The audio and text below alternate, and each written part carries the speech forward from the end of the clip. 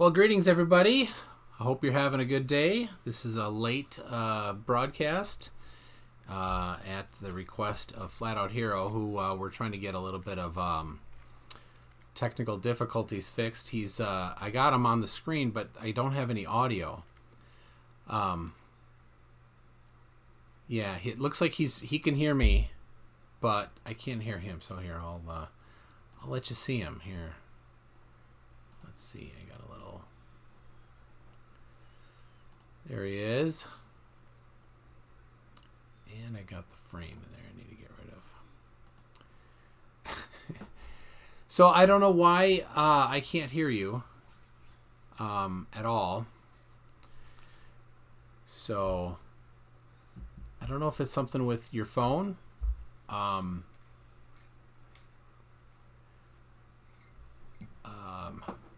But maybe it's because it's vertical. Audio doesn't like vertical. Could be. Well, I know he can hear me. I don't know. I don't know why. I have it going out the correct. Yeah, and did you hear the little ringy ring there, people? So, yeah. Hey, did you hear the ring, people in the chat there, the live stream?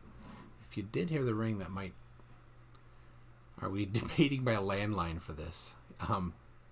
Yeah, I don't know. Okay, you heard it ring. Okay, so my audio is working from Hangouts.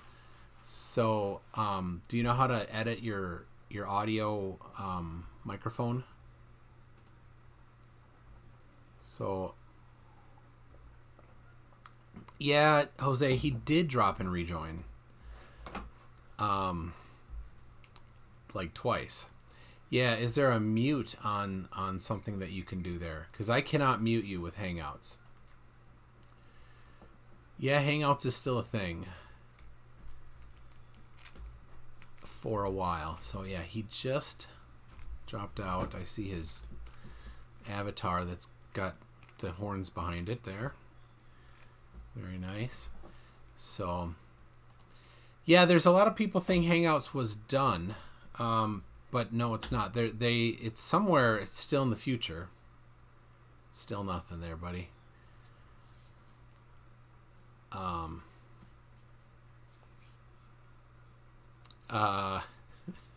Marvel Girl, can't say you missed the voice. Yep. So, I don't know. I don't know if anybody has any thoughts on what to do there. Let's see. He chatted me. Try Hangouts Meets. Yeah, I don't have it. It's a cost money. I didn't buy it yet. That's he said that. So maybe he has Hangouts Meets. You're seeing two of me. Sorry, that's terrible. There you go. Has he tried completely restarting? He's on mobile. Try Discord or Skype. Yeah, I did try Skype. I don't know if he has Skype. And he did on Discord, but once, and then he did it again. He had to recreate his account.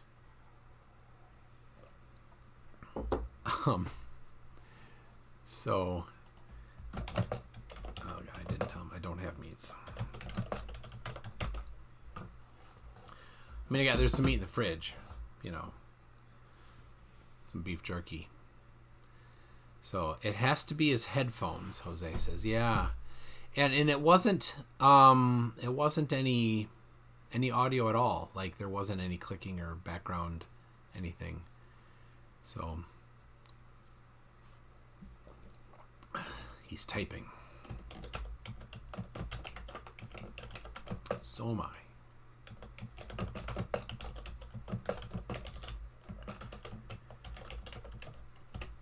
Headphones and it has to be your headphones. YOUR. So well, And I'm in a Hangouts group chat with BM Furball and Planar Walk. BM Furball's talking. Lucky us. Geistview, what fresh hell is this? Yes. It's not fresh. Furball says, do we need string and cans? Yes, we do. Yeah. So yeah, Furball is. I don't think he's in the this chat here that you're in there, Marvel Girl. So Space for Everyone is saying Motzer Alice missed. I don't know what that is. I don't know if somebody wants to. Last time we had AT2 came in and he used his own meats. His own meats thing. I suppose I could finish my sign up and you could watch me and I could talk through it, right? Google Meet. They keep emailing me to finish my sign up that I didn't finish. So, which email account? I have too many. There's Furball.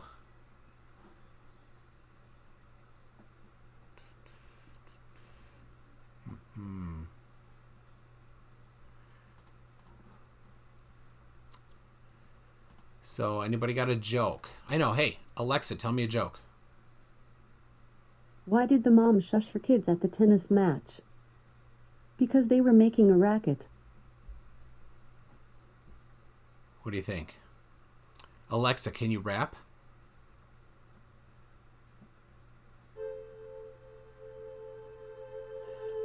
I've got a message for you. Your attention, please. I make to-dos and calling mom a breeze. Got a knack for rhymes, converting dollars to dimes, and lots of games for your spare time. Got skills galore, mad skills they are. And now I'm even in your car. When it's time to dance or get info on France, just say my name. I won't miss my chance. Had to do meets for Fight the Flat Earth last time he's on an iPad. So, yeah. Oh, I see you again, but I still don't hear you. So, all right. I will finish my meets registration. Is it? I've not used it. Not even used it. Gee, sweet.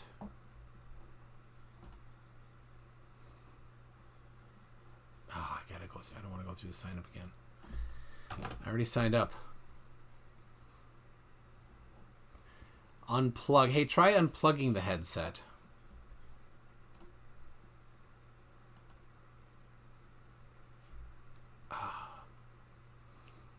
Do not remember what I did for the sign up. I did it at a different computer.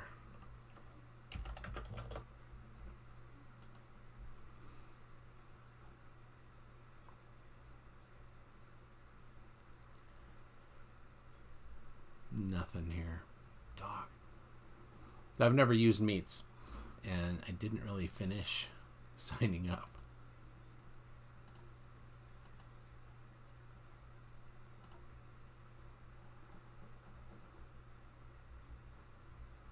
Who? Nope.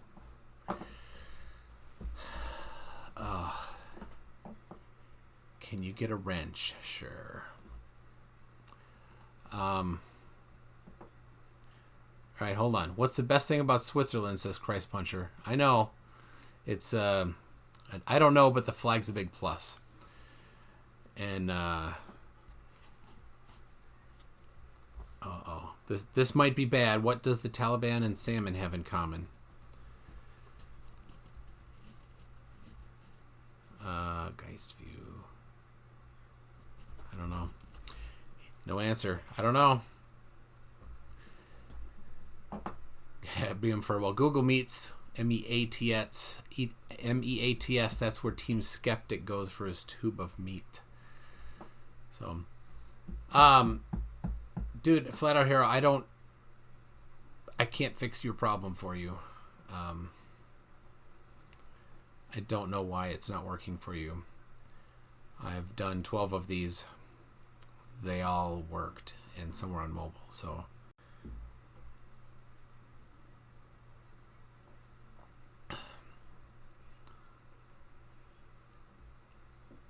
Guys, view. It's all fun and games till the seals show up.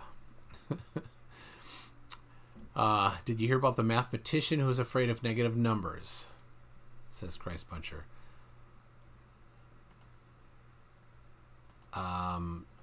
No, I did not hear about the mathematician who's afraid of negative numbers. I'd say it was Anthony Riley, but he's no mathematician. He'll stop at nothing to avoid them. Okay, there you go. Well, Flat Out Hero popped out again, so I don't know if he's going to try. If somebody has meets and you want to help by setting it up, maybe we could borrow yours, and I'll I'll get it going for next time. Yeah, he says he tried 2 pairs of headphones. Like, I can't get into meets. I don't have a subscription.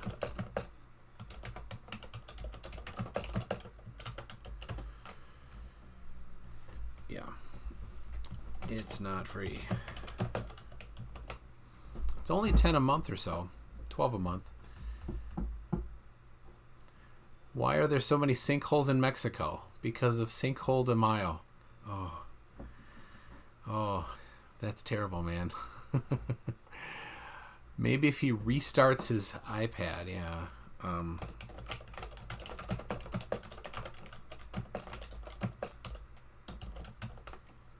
You like my noisy keyboard? Yeah, it's AT2. It's a little late, isn't it, for him? Heck, it's late for me. I will pop into Discord and see what he says. Does Anthony still think time is a constant variable, a dependent variable? Yeah, I'm sure he'll never allow that, because as soon as you allow that to be a dependent variable, then, or an independent variable, then all of his stuff that he's trying to deny is no longer deniable. So AT2 messaged.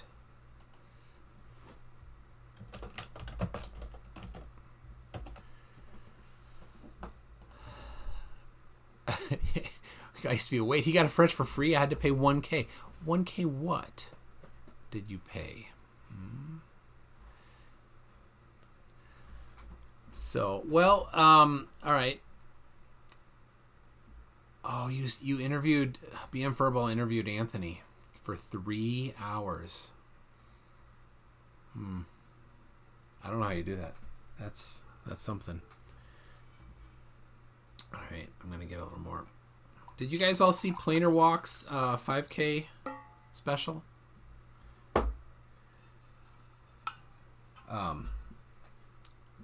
That was a pretty good one. I had this mug in it. So do you see in the background there? I'll bring it up with Flat Out Hero. Let's see. It's going to be on that side, right there, right there. That's a little pedestal I made. Oh, he's back, but I don't hear anything. I see him. Here you go. You can see him too.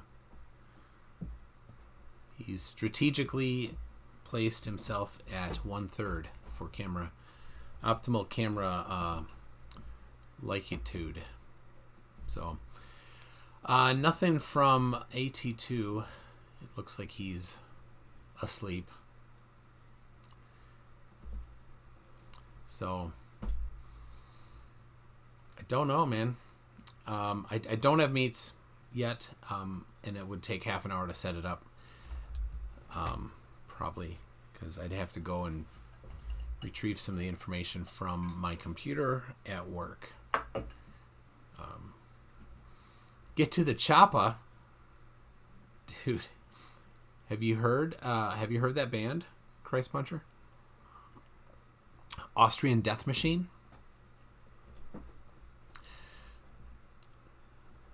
Yes, I saw them. Well, before the singer got himself in trouble. I saw him twice, actually. It was amazing. Rule of thirds, that's right.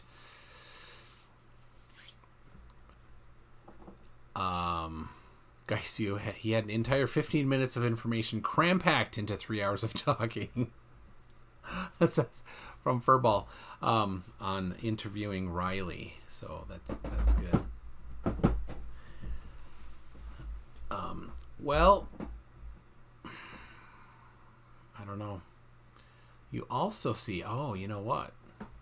Right there. That is a clear plastic sphere with a giantly powerful magnet in it. So, Justin Franks, you silly, he didn't. Can we do it by mouth reading? What do you think? No, I don't want to do that. I don't want to. You know, we could do bad lip reading. How about that? Okay. All right, give it a shot. All right, who can read that? Somebody said he said flat Earth. Yeah, oh, don't do that. That's yeah. Don't do that. Marvel Girl's going deaf. Can't even hear him.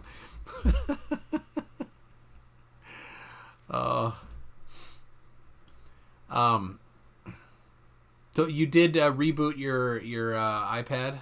Yeah. Oh, Moser Alice Mist said that Flat Out Hero said Earth is a globe. Awesome. Very nice. Yeah. Yep. I don't know. We can. I guess we could bail and. Or I could review some videos. Marvel Girl says I win by default, I guess. I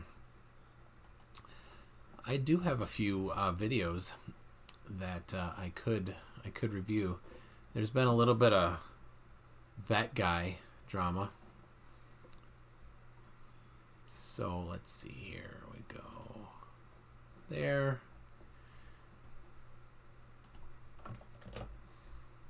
Got to get everything in the right place. There it is.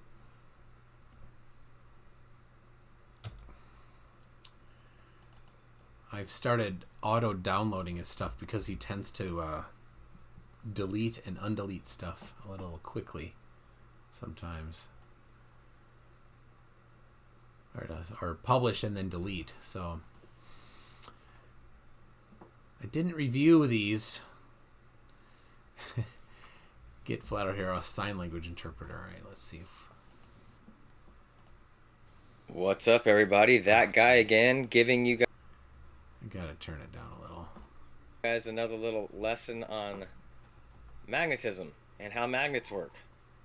This would be a bar magnet. He's gonna get it big wrong. Positive, big negative. North, south, large, and large. You can cut it in half and create 2 bar magnets. Yep. North, south, north, south. But when you put them on top of one another, you do not have one magnet again. When you put these 2 together, it doesn't become this again unless you weld it or create, fuse it. Oh my gosh. He thinks welding it is what's necessary to, we hear, but still see. Oh, I didn't. Oh, darn it. I gotta. All right. Hold on a second. I'm going to go.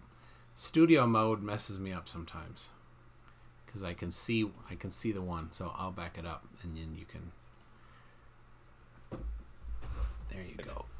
North, south, large, and large. You can cut it in half and create 2 bar magnets.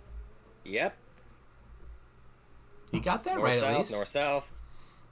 But when you put them on top of one another, you do not have one magnet again.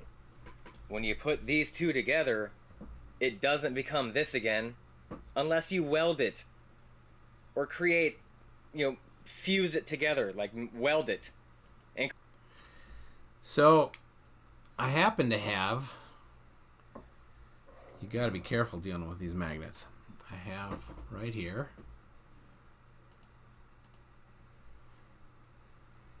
a 2-inch neodymium magnet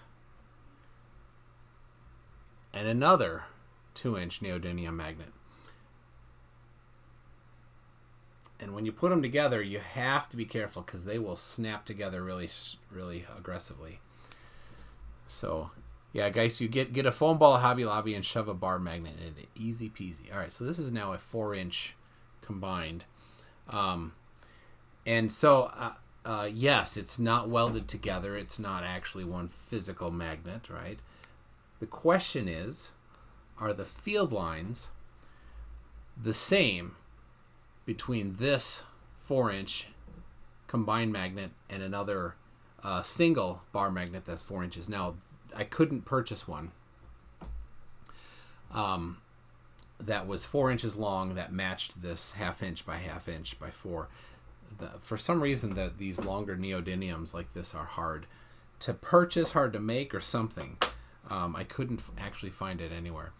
But yeah, so the difference is going to be non-existent. So here's the deal. I have a global, brand newly purchased global compass, right? So this works northern hemisphere, southern hemisphere, and you'll see here. There you go. It's very, very aggressive. So here was the thing that he was having trouble with. You see, there we go, sideways, that what he called the equator. And then, let's see. What is, oh, that, you're seeing this, my screen reflection, so there we go. All right, so now, when I put the two of them together,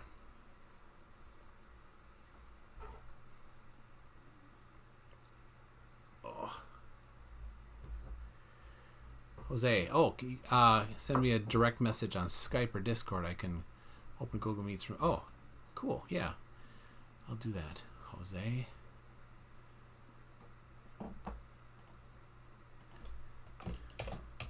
Did it on Discord. So, guys, view that is just a CGI compass. All right, so here I put the two compasses together.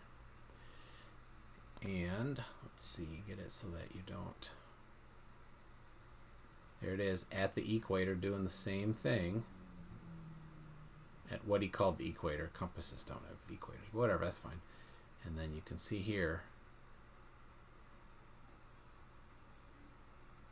It does all the same activity.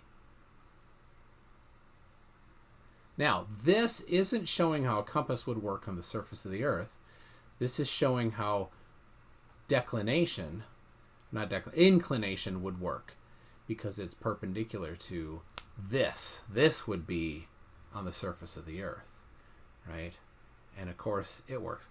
It's difficult with the reflection there. Sorry, and on it's a powerful magnet. It screws up the compass from a good distance.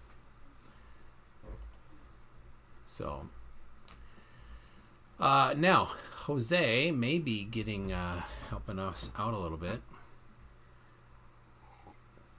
Mr. Victory, you didn't miss anything yet. So I want to be timed out for 30, please. Bye. Time me out, Jose. I will be back later. Fyodor Dostoevsky. Sorry, that's probably not wrong. Jose, laptop slow opening Discord. Yep. And Jose, I did listen to some of your not debate this morning when you had no flat earthers in there for a while. Sean G says, "What's up, party people?" That's my thing. I say that. It's all right. You can have it. I don't care. Here I was trying to work it out how to send smoke signals. So, Jose is going to set up a meets for us, and then we're going to use that. So, oh, there, I got the link. Yep. Copy link. New.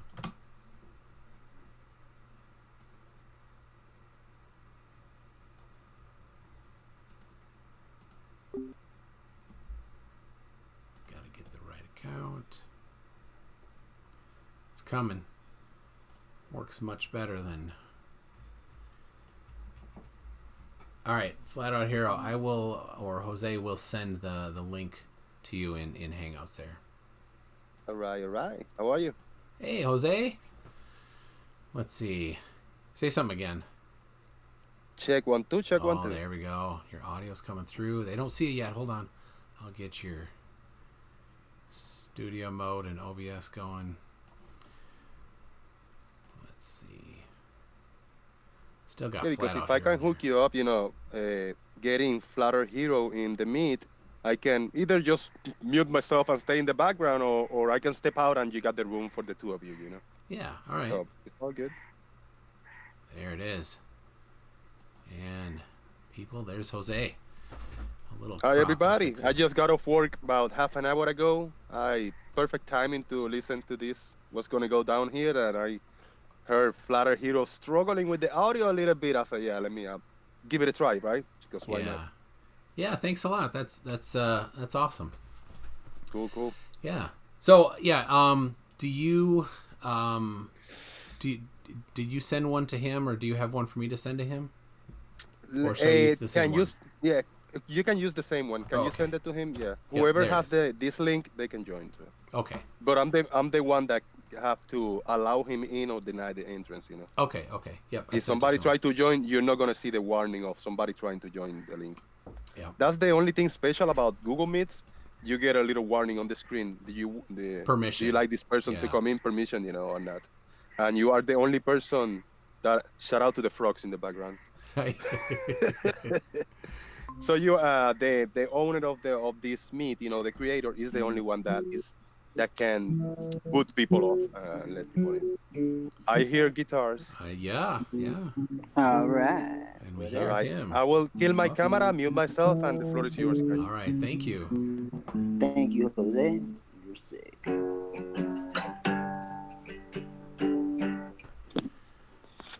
Little intro. All right. Well, thanks very much to Jose for the hand there. Yeah, some deliverance. So, Pete, let's see. Pete Berube loves my shirt. I don't think he's maybe talking about yours, Flat Out Hero, but I assume mine. I have CDO. It's like OCD, except all the letters in the right order as it should be.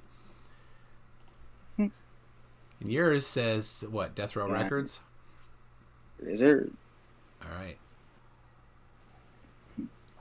Well, I could have gone over this before, but I didn't. So I'm going to do a couple things, just housekeeping quick here. There's a bunch of people from Facebook, Twitter, email that I've been getting stuff from, just encouragement stuff. So thanks a lot to that. It means a lot to me. And then my patrons. Got Thomas Miller, Dora Nku. I hope I'm saying that right, Dora. Stringer News 1 and Johnny Carlson. Thank you. If you want, Discord, our patrons are patreon.com/mctoon.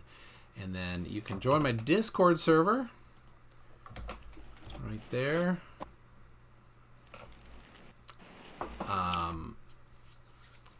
Extended the joke and said compulsively disordered obsessionalism will be in the DMS. Okay. The Diagnostic Manual of Statistics. I assume that's something to do with people that have OCD. So, a couple weeks ago, I got a message from Hermes McFood Poisoning about my the scrolling text on the bottom, and he had identified it was from Ren and Stimpy. It was the log song. So. Good for him. So happy, joy, happy, joy. Yep. All right. Ask why I constantly wear shades and whether he can remove them. Because I'm Flat Out Hero, the superhero. And superheroes wear shades. Get over it. Batman doesn't wear shades. Batman wears badass shades. Yeah. Christ Puncher says he hasn't seen Ren and Stimpy for a long time. Yeah, I haven't either. I should totally watch it. So, all right, that is sick. Yeah. So when my name MC Toon, when I chose it, it's from like cartoon, right? And it was the two things: Animaniacs and Ren and Stimpy. So those were at the time my favorite one. So, all right. And did it change? What's that? Your favorite ones changed? Oh, not really. Okay. I still like them. I just haven't watched them for a while because they're not new. I like Diff and Doofenshmirtz. I forgot the name. Yep. And you I don't blame you. and you like let's see, your favorite is I don't like cartoons. what? No. Yeah, you were telling me the other day. Yeah. What? Yeah, My Little Pony. So, all right. Oh, yeah. Right. It's all right. You can be a brony. So, What? a brony. That's a bro What that is a likes. brony? That's a bro that likes My Little Pony. So, Word. Yep. Where the hell did that come from? Which one's your favorite? What, a cartoon? No, which of the My Little Ponies is your favorite? Oh, I don't know. My favorite cartoon's NASA, though. Oh. All right. So we're going to have evidence today, right? So I asked specifically about the AE map Mm-hmm. because in one of my videos you had said that, and I'll pull it up so that we can read it. So that my video was on the summer solstice in June, and I used the AE map to calculate the distance from Minneapolis to where the sun would be, and and use the elevation of the sun.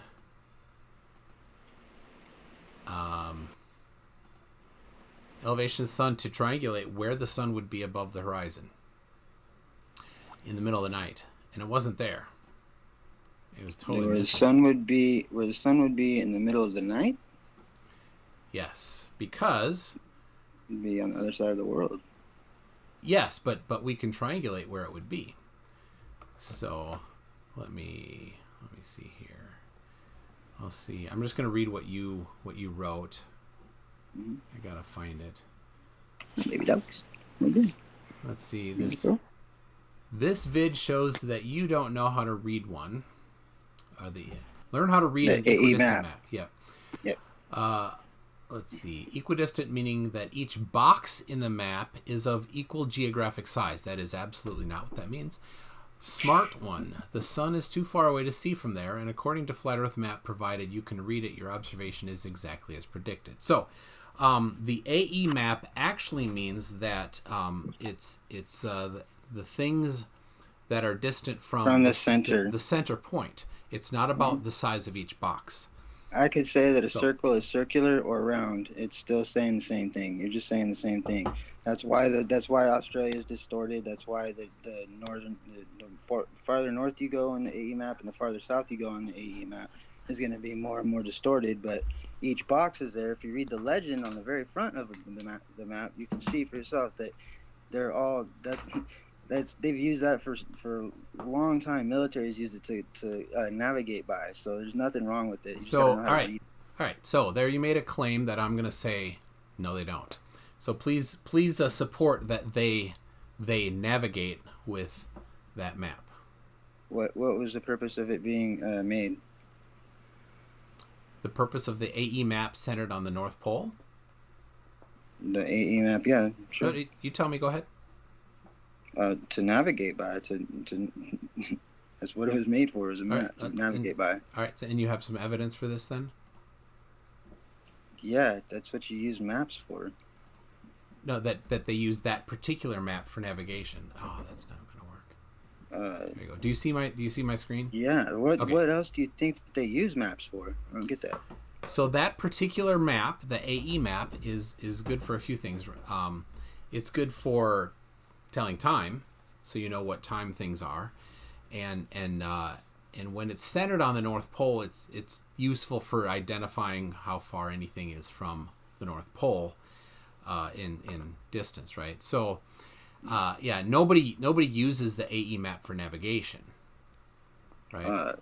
Really? So, yeah, well, unless you have some documentation of people using it for navigation.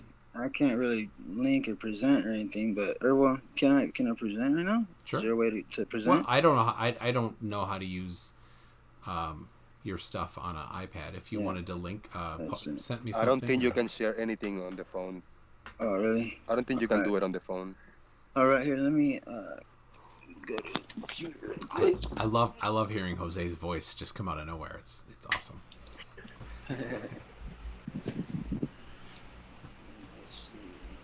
I apologize. Oh no, I love it. It's good. No, I appreciate the help. But while you're in the phone, because I was using all kinds of Hangouts on the phone, you can exit. You can just press home, and you can browse around, use YouTube, use Google, and you're still in the call. You're not gonna lose the call. And then open back. You can copy any link, open back the Google Meet, and then share the link in the chat. You can do that. You can multitask. The call will be in the background, will not drop. In the main screen, press the middle, put it the long way. Don't put it sideways. Okay. Put the phone the long way. You got it? Yeah, Oh, and then yep, you got it. Perfect. All right. Thank you. So you guys can still hear me, right? Yeah, I can hear you. Oh, okay.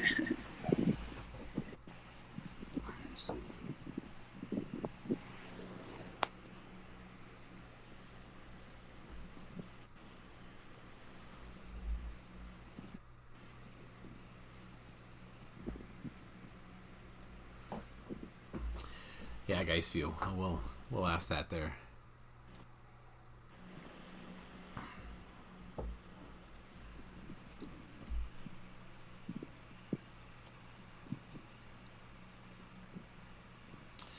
What is Quickie saying in the chat here?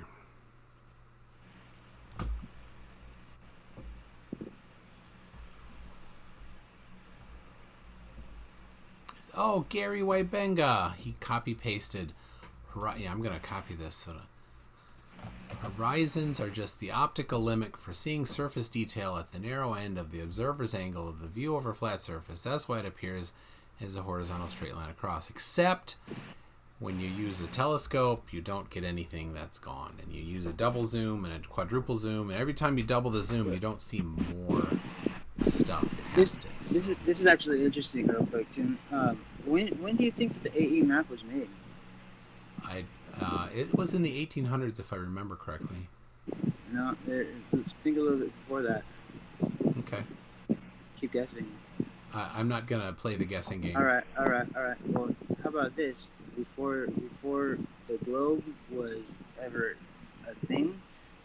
So it's more than 11th century, when everybody thought that the Earth was flat and how they mapped the stars to it.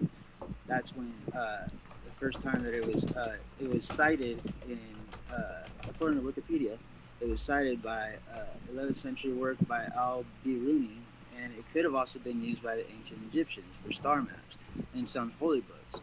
But yeah, if it was based on a globe, how is it that it preceded the globe? It doesn't precede the globe. That's fine. So, well, the first globe wasn't in the 11th century. They thought that the Earth was flat. Okay. Well, let's stay on topic, okay? And then we can you can That is topic. We're talking about the AE map. No, you're talking about how to use it. Yeah. So how do if it was we based use on a globe, like what you're saying is true, it's true that it's based on a globe, that it's a projection of a globe. How did it precede the globe? All right. You're gonna first have to support that it preceded the globe. So Wikipedia here. Oh, you want me to link you? Should I just select all the like the words on the screen and like do No. the paragraph, or should I Right. do the You website? could send me the URL. Alright. So the AE map. Copy. I got you, bud. Yeah. There you go. Azimuthal equidistant Oh. projection. Yep. It may have been used by the ancient Egyptians for star maps. The earliest text describing the AE projection is 11th century work by Al-Burundi. Yeah. Interesting, huh? Yep. There you go. Yeah, I got it. That's the page I'm looking at here. So I'll put it on the screen here.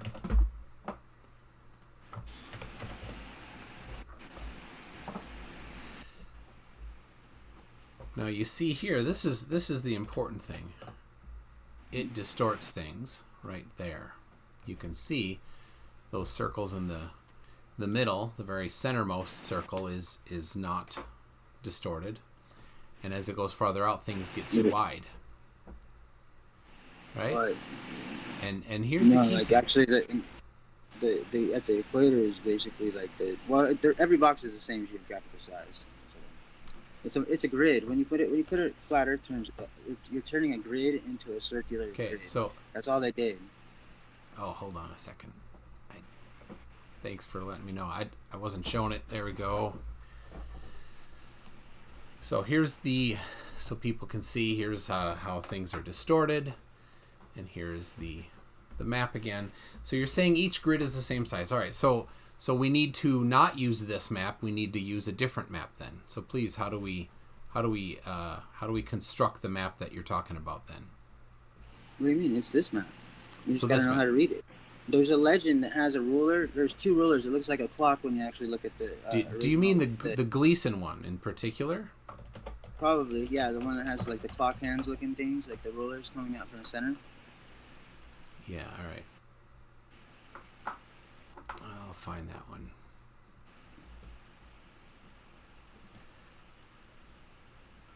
And then we'll look at the legend, right? Mm-hmm. 'Cause I have a good map collection And here. the earliest extant terrestrial globe was made in 1492 by Martin B. Hane. Yeah. You're not going to get anywhere with the age of something being somehow meaningful, you're right? saying it's a projection of a globe, and I'm saying that the globe was based on flat Earth. They just wrapped it around a ball. Is it accurate? That's the Wrapped it around question. a ball. That's the No, question. Is it accurate? Look, that completely erases everything about the topic. If it preceded the globe, which I just found out, like I'm learning with you right there, it precedes the globe, then we're right. Like it is not based on it's not based on a globe. It can't be a projection of the globe. There's no way to say that it's based on a globe. It was from the 11th century, if not before that, far before that. So that it was based on the globe is based on a flat Earth map. Okay. Is it accurate? That's the question. So Yes, this absolutely. says, as it is. So it's making the claim as it is. So Yes, it's not making the claim that you need to have any particular special knowledge of how to do it, right? We have as to read it is. the rest of the legend. So I got it here. So Mhm. this talks about the June solstice, and it has a picture there of the June solstice, and it has over on the other side it has a December solstice with a very incorrect picture of the December solstice. Well, that's where you get your solstice. That's what all astronomy is based on, flat Earth observations. Yeah, here's the reality. That's Astronomy was not based on flat Earth observations. that is not what is illuminated on the December solstice. That's just plain wrong. Okay, that's not correct. What makes you say that? What facts do you have to back that up? Because none of the Antarctica is illuminated, So so it's not correct. So Antarctica is a circle around us. Like it's not gonna be what you expect to see on a globe. It's gonna be what you see on a flat Earth. Just like we see the stars, the same stars that they've seen for thousands of years. They were mapped by flat earthers, and they never changed. Yeah. You're changing topic again, so let's stick with this we're map. talking about solstices now. All right, so let's. You're right. We got off by looking at solstice. So we're going to find the legend where it instructs us on how to use it. So we have the longitude and time calculator, which is the two purposes of this particular map. It says on the projection of J.S. Christopher, Modern College, Blackheath, England. It's a projection. Of what? From the globe, yep. No, how could that be? It preceded the globe. They're already wrong. So, Gleason's New Standard Map of the World. So now, where is the legend where you're telling us this information now? On I've seen it on AE Maps, the ones with the like clock hands on it. Do you mean these clock hands right here? This one? Let's see.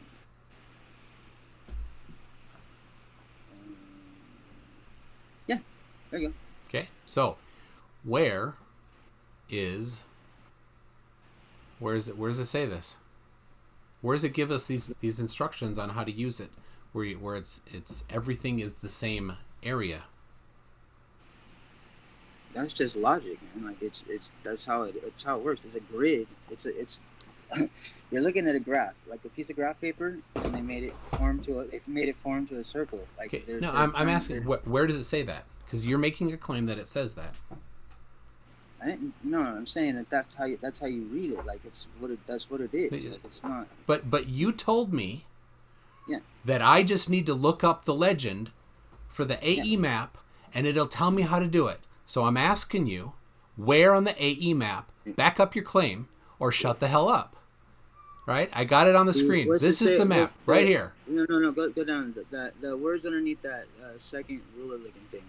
What does that say? The upper portion of the scale shows the relations that English or land miles pertain to nautical or sea miles. Mm-hmm. Keep going. I'm zooming in a little here. It's hard to read. Sometimes called geographical. The lower half shows minutes and degrees of the arc as compared to sun time. By laying a straight edge across the scale, it shows the relation of all the divisions. What's to the right there? It starts with on, the capital O. To the right? Yeah. On the December 21st, the sun moves round the Tropic of Capricorn, and during the day lights up the southern portion of the Earth from the Arctic Circle to some portions of Antarctica. There is no sunlight beyond 80 degrees south. See, that's absolutely wrong. But unknown regions of ice. Go up. Scroll up. Okay. Patent 1892. Go left. Longitude and time calculator. Of modern cars, scientifically and practically correct. Keep going left. That's it. That's all the farther left. Go back down. There's a part that June solstice. What's that? No, same thing. Okay. Yeah. What does it say in the middle of the ruler? The top ruler. No, the top ruler. In the middle, right here. On the bottom, very bottom of it, those two rulers at the bottom. Yeah, what's it say? The words in the middle of the top ruler. English miles. So this is going between regular miles and nautical miles. And then the second part is minutes and degrees of longitude, corresponding to minutes of sun time. So you're able to use it to figure out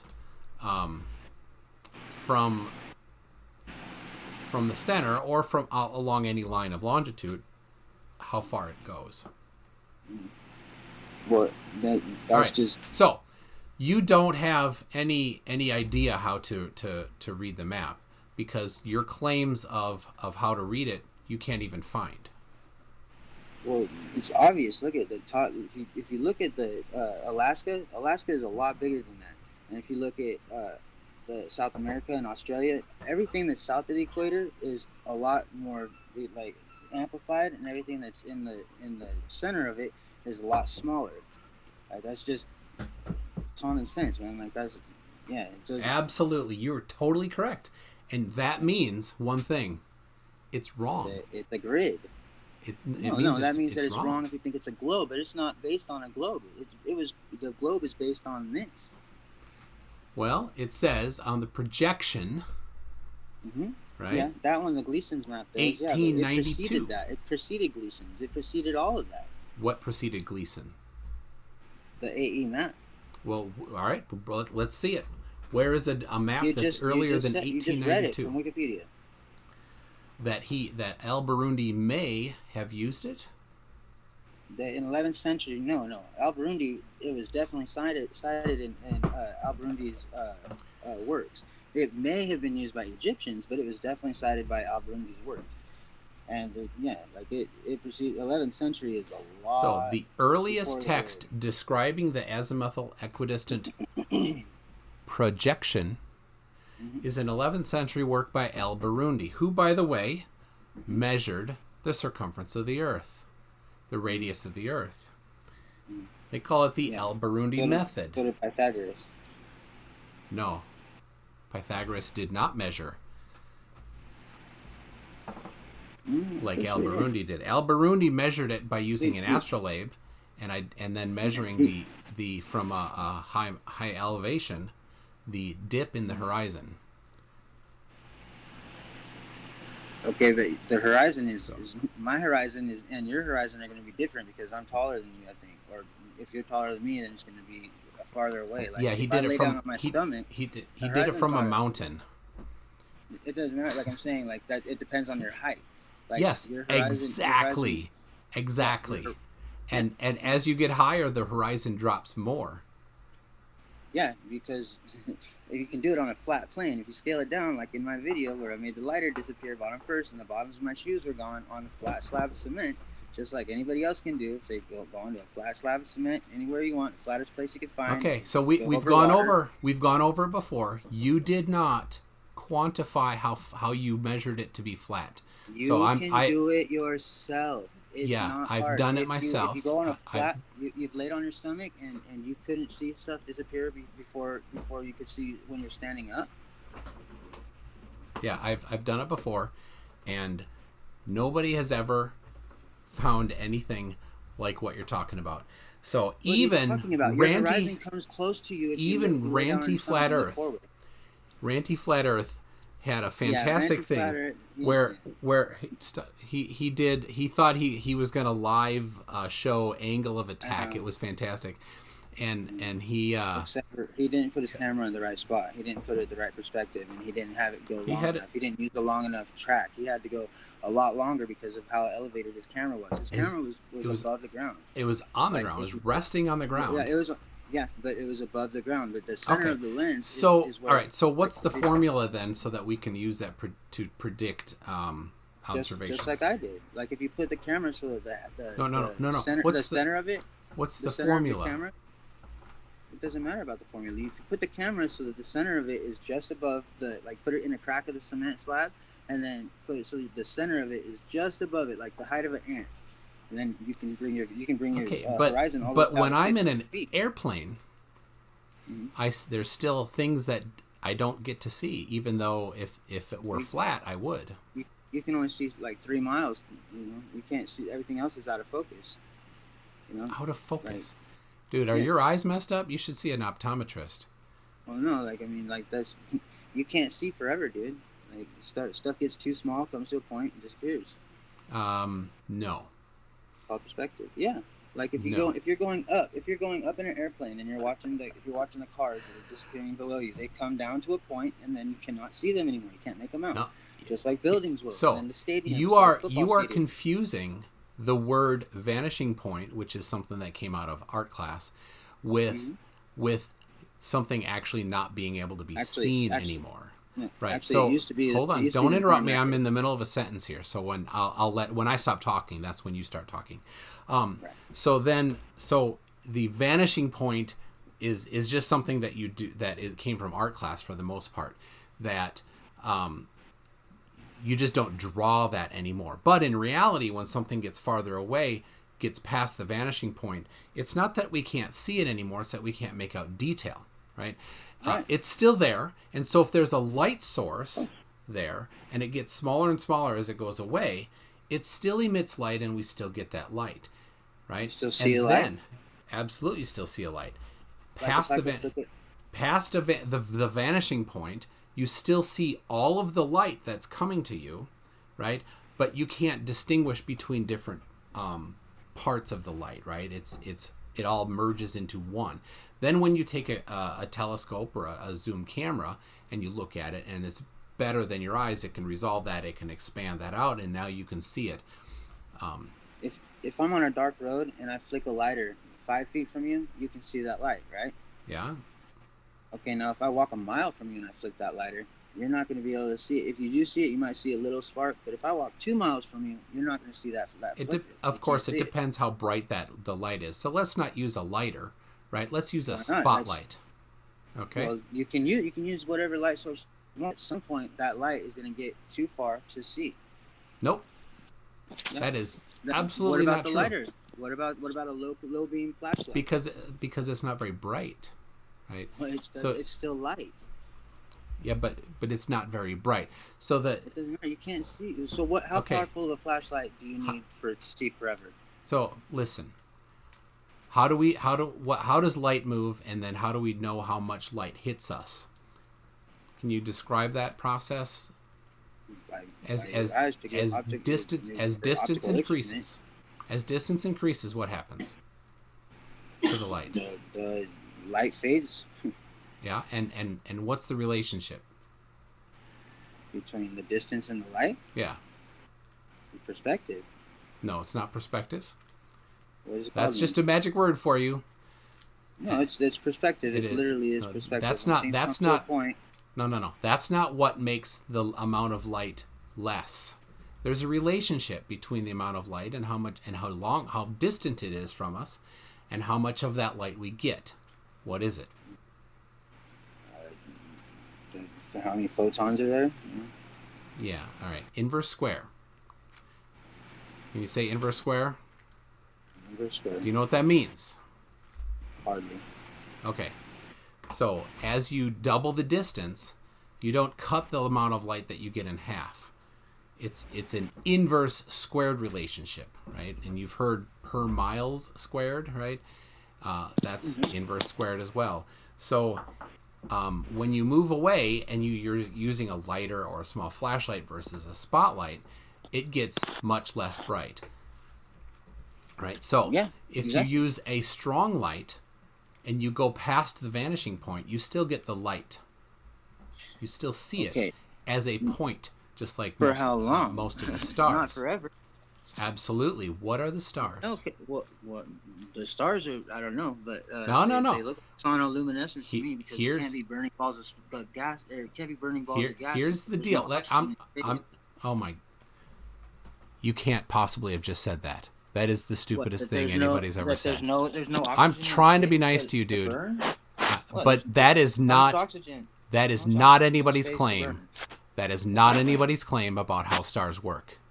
What, that they're burning balls of gas? They are not burning balls of gas. Nobody makes that claim. That's what my science teacher did. I cannot be responsible for your science teacher, but that's not what the science books say. All right. Well, please educate me. I'm interested. What do you think they are? It's nuclear fusion. There's no oxygen needed. As far as I know, not that type of nuclear fusion hasn't been demonstrated yet or repeated. I'm not going to give you a lesson on how that works. No, and no. your Can you just tell me? and your Can you show me someone your who's completed that? your That's completed incredulity that? on it, your inability to understand how it works, isn't going to get you So anywhere you with can't me. back that up. I absolutely can, but you don't Alright. understand it, and I'm not going to do it. No, All no, right. for your audience. Your Please show job, them, hey, please show your them, job for next please time. show them that Your replicated. hold on. Your job for next time is to look up And how two of fusion works, and instead of just saying Mm-mm. I don't understand it, No. therefore it doesn't exist, Show but me to come it with an working. understanding of it, it's not my job. I'm not going to do it. Show me it working. Show me someone who's made it work. That doesn't work, right? Show Well, me it work. exactly, it That doesn't doesn't work. So Because you it's don't not real. understand it. So you go look it up, and next time we'll have No, a it's not discussion that on I don't nuclear understand. I fusion. understand that it's never been done. All right. You don't understand it. You say you do understand it? it. Explain to me nuclear fusion. Why are you? Okay, nuclear fusion is a fiction. Who has done it? Okay, you don't understand it. Well, who has done it? No, I don't understand it. Who's done it? Thank you. All right. So And, we will move can you on. show me someone that's actually. Oh, of course, you can't show it. Why you ask me to back up my facts, but you don't back up yours? You say you say that that's what's happening. It's been done. Sorry. So, Well, okay, let's see who did it. so Geistview, Takamaxo. I'm not going to do that now. We're not going to have a this isn't school time for you, okay? So No, it's it's time something for everybody, man. It's over here. It's something for you to look up and you would understand. So let's do this. Let's get back to the AE map, and well, I guess we can't because you don't actually have what you claimed to have had. No, I had something better. Each box on the map is of equal geographic size. Predated the globe. Like, what else do you want? It's not a projection of the globe. All right, so it predated the globe. Now there's a claim. Back it up. Yep. Okay, the globe was invented in 14. The first globe that ever was made was in 14 whatever. Crashes RC budget builds and reviews. You have crayons I can borrow. Yes, thank you. Where did my marker go? Oh, there it is. Got to do that. Chris Berry, why do you promote a globe if the Bible describes a flat earth? Chris Berry, that's your personal opinion, your personal interpretation. I don't care about it. Well, no, the Bible does, but I'm not religious, but it does. I disagree. That's my opinion. What verses are you say that it's a globe? Because the Bible says it's flat. I'm not religious. I couldn't care less about the Bible, but I'm just saying it does. I was just talking to Chris Berry, who's trying to say that his interpretation of the Bible is the only allowed interpretation. So, well, what do you interpret though? Because you're saying that that's an interpretation, but I'm saying that that's not an interpretation. I'm not interpreting it. I don't even believe in it, but it does say that. Yeah. So what do you get from it? So what verses are you basing your interpretation on? You cannot keep you cannot keep the same topic for 10 seconds. All right. Sorry, I shouldn't have interrupted you by addressing Chris Berry's nonsense. So. That's right. You were going to have some evidence. Yeah, I just did. It predated the globe. It can't be a projection of the globe, like you say. So that pretty much erases anything that you claim to know about it. And the fact that the continents in the middle are smaller and the continents outside the equator towards the south are larger. That's common sense. We know what size they are because we can go and drive. We can drive across these continents. We know how big they are. And that tells us this map is wrong. Okay, fine. You can say that all you want. An accurate map. It's not a projection of the globe. An accurate flat map. When you take an accurate map, right, and then you lay a ruler on it. And then you take it to the legend, and the legend says 1 inch for 1,000 miles, or 1 inch for 100 miles, whatever. Is that what it says? No, that's how a flat map would work. Because if it's flat, it's trivially easy to make a flat map, and to make all the scales correct. Okay, but that's not what that map is. That's not what that map is like saying. Like that's that. I couldn't. Okay, see so it's an inaccurate. side. It's an inaccurate flat Earth map. If you want to say so, dude. Except for it's No, the but only, you it's the map that they were using before you the just globe. said It's the one that they I got don't placed to care place using. when anybody used it. They used it. I care if it's accurate. So They used it. That's how they got places. I don't give it. No, they didn't use this map to get places because they weren't flying planes back then. No, they were sailing ships. Yeah, and they weren't sailing ships very much back then. If you want to know what map they used, They didn't use a globe. No pilot or ship captain has a globe that he point. Oh, here, I'm gonna go to this. I'm gonna spin over. I'm gonna mark right here on my globe, and then I'm gonna go over here and spin so around. this here. This is my this map destination. here, There's a map. yeah, they had regional maps. Yeah, it looks flat Yeah, to me. nothing at all. So, do you think this is Like a accurate? Mercator. Do you think this is accurate? Do you think that this is how the world is shaped? No, but it can. No. Okay. It's not that. It's So not that. It's so then saying it well, looks flat can- doesn't get you anywhere because east and west is a circle. That's why. Like it has to curve. Like there's the North Pole's in the center. okay. So you're back to this must be the accurate map. Latitude lines will curve. Like you can't go east or west without turning your wheel in a plane, a ship, car. Well, that's a You claim, have to turn your but wheel, except for what they say on the equator. But it's just such a slight turn that it's never been proven. so I Except for south of the equator, it's even less of a turn. But north of the equator, you have to turn your wheel. so you're back to this is an accurate map. Of course, I never said it wasn't. So it is accurate or it's not accurate. It is accurate. Okay, You so just then have to know how to read it. but there if it's accurate then there's no magic to reading it. You just take a ruler, you No, put it it's up not to like- it, and you bring it to the legend, and it tells you how far it is. Now the Gleason map had a legend on it. It's a graph paper put into a circle. Okay, Like, so that's what so then you have need to that- you have- need to you- to have un- latitude and unwrap longitude it lines then? work.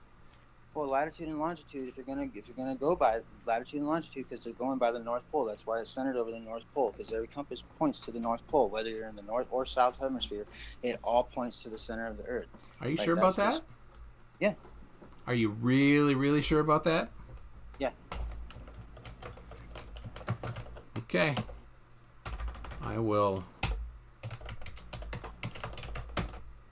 I will check to see if that's correct. Go ahead. Magnetic declination. So every compass points due To the center, to the north. Yeah. to the straight north. Every compass points straight north. Every single one. Of All them. right. So where do you live here? I'll just go to Phoenix, right? Sure. That magnetic declination. Do you see that right here? 10 No, degrees. Saying, show me a compass below the equator, south of Hold the on, equator, hold that on, doesn't hold point on. north. I'm testing your claim. Yeah. You said Right. compasses point straight to the North Pole. No, Right well, here. The magnetic North Pole, yes. Okay?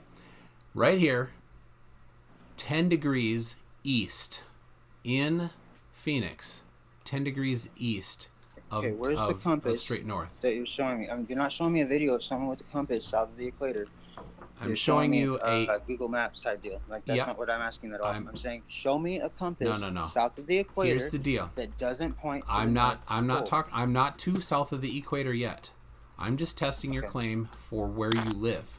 Okay? Okay, well- You can well, test yeah. this yourself if you I have if you want to absolutely reject centuries of information on magnetic declination. You can go right ahead and reject it Show out me of your a video out a of your compass. ignorance. No. I'm Show me telling a you how video of a declination compass works. That doesn't point north. I'm telling you right now, you are rejecting declination if you're going to do that. And that's fine. Yeah. Your ignorance will make you look stupid, okay? Because every map Whatever. has You're the one declination that on won't it. show it, 'cause it So- doesn't exist. Here is 10 degrees. So now you, in your ignorance, you can go and get yourself a compass and test it and see if it points I have them. due north or if it points 10 degrees east of due north. Okay? Now, anybody, Well, and you you can think the call magnet up is attracted to. you can call up anybody you want. You can find somebody who maybe lives in South Africa, because people live in South Africa and they're on the internet. And there might even be some people in the chat here that live in South Africa, right? So you can go to a place in South Africa where a lot of people live, like Cape Town, for example, and then you can test there to see, well, what does the magnetic declination there look like? In Cape Town, their compasses point 25 degrees west of due north. Okay? Okay, you're not showing me a compass that and I'm not going to do that because this is Of course well-known you're not. information. That's what we were And you talking can about. you We're can talking put on about your big boy declination and all this pants other stuff. and understand that declination really happens and that people understand it, and it's centuries old, okay? So if you don't believe it, you go here we disprove it, okay? Because this is something Dude. that people know other than you, okay? There's well, just a here's- few people that don't know it, right? If Northern You're one of Hemisphere them. Compass, this is from Stack Exchange, from the physicsstackexchange.com. Northern Hemisphere compass points where in Southern Hemisphere? If Northern Hemisphere compass points to magnetic north and this same compass is brought to the Southern Hemisphere, will the painted red north compass needle be drawn to the magnetic south pole? No, it won't. Well, where does it point then? It points generally north, but it follows the okay, lines that's- of declination. That's what I'm saying. It points to the North Pole. It points north. It doesn't Because point that's- due because north. You're because what you're thinking is it's a single spot. The 90th parallel is a huge, long, vast distance. It's a long ass line. Like, it's not a little center point. There is no little center point that is the North Pole. It's a huge, long, vast distance, and that's where the globe definitely is wrong. Like, there would be, if you could go to the magnetic North Pole on a globe, you would be able to stay 1 foot from it, or however, get close to it and be facing north because the needle's pointing north, and then walk to the other side of it, and the needle should switch around and then point back to where you were just standing behind you. But it doesn't do that because the north is a huge, vast, big, vast line. The 90th parallel is The huge. north pole, the north line is The 90th parallel. the north 90th parallel. Yes. So now you're back to, it's a Gleason's map. It's a graph. Dude,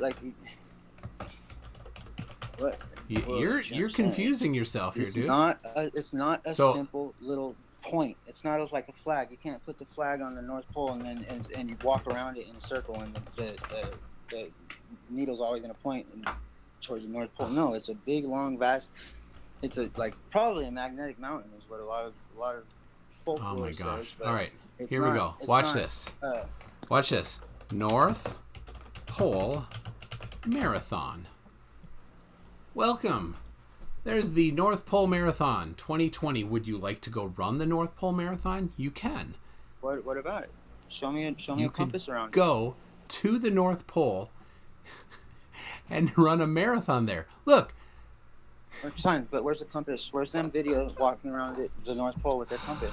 if I showed that you a doesn't video exist. here, if I showed you a video, you'd just not believe it anyway because that's all you do. No, please show me. I'm asking for it. All right. I'm specifically asking for that because that doesn't exist.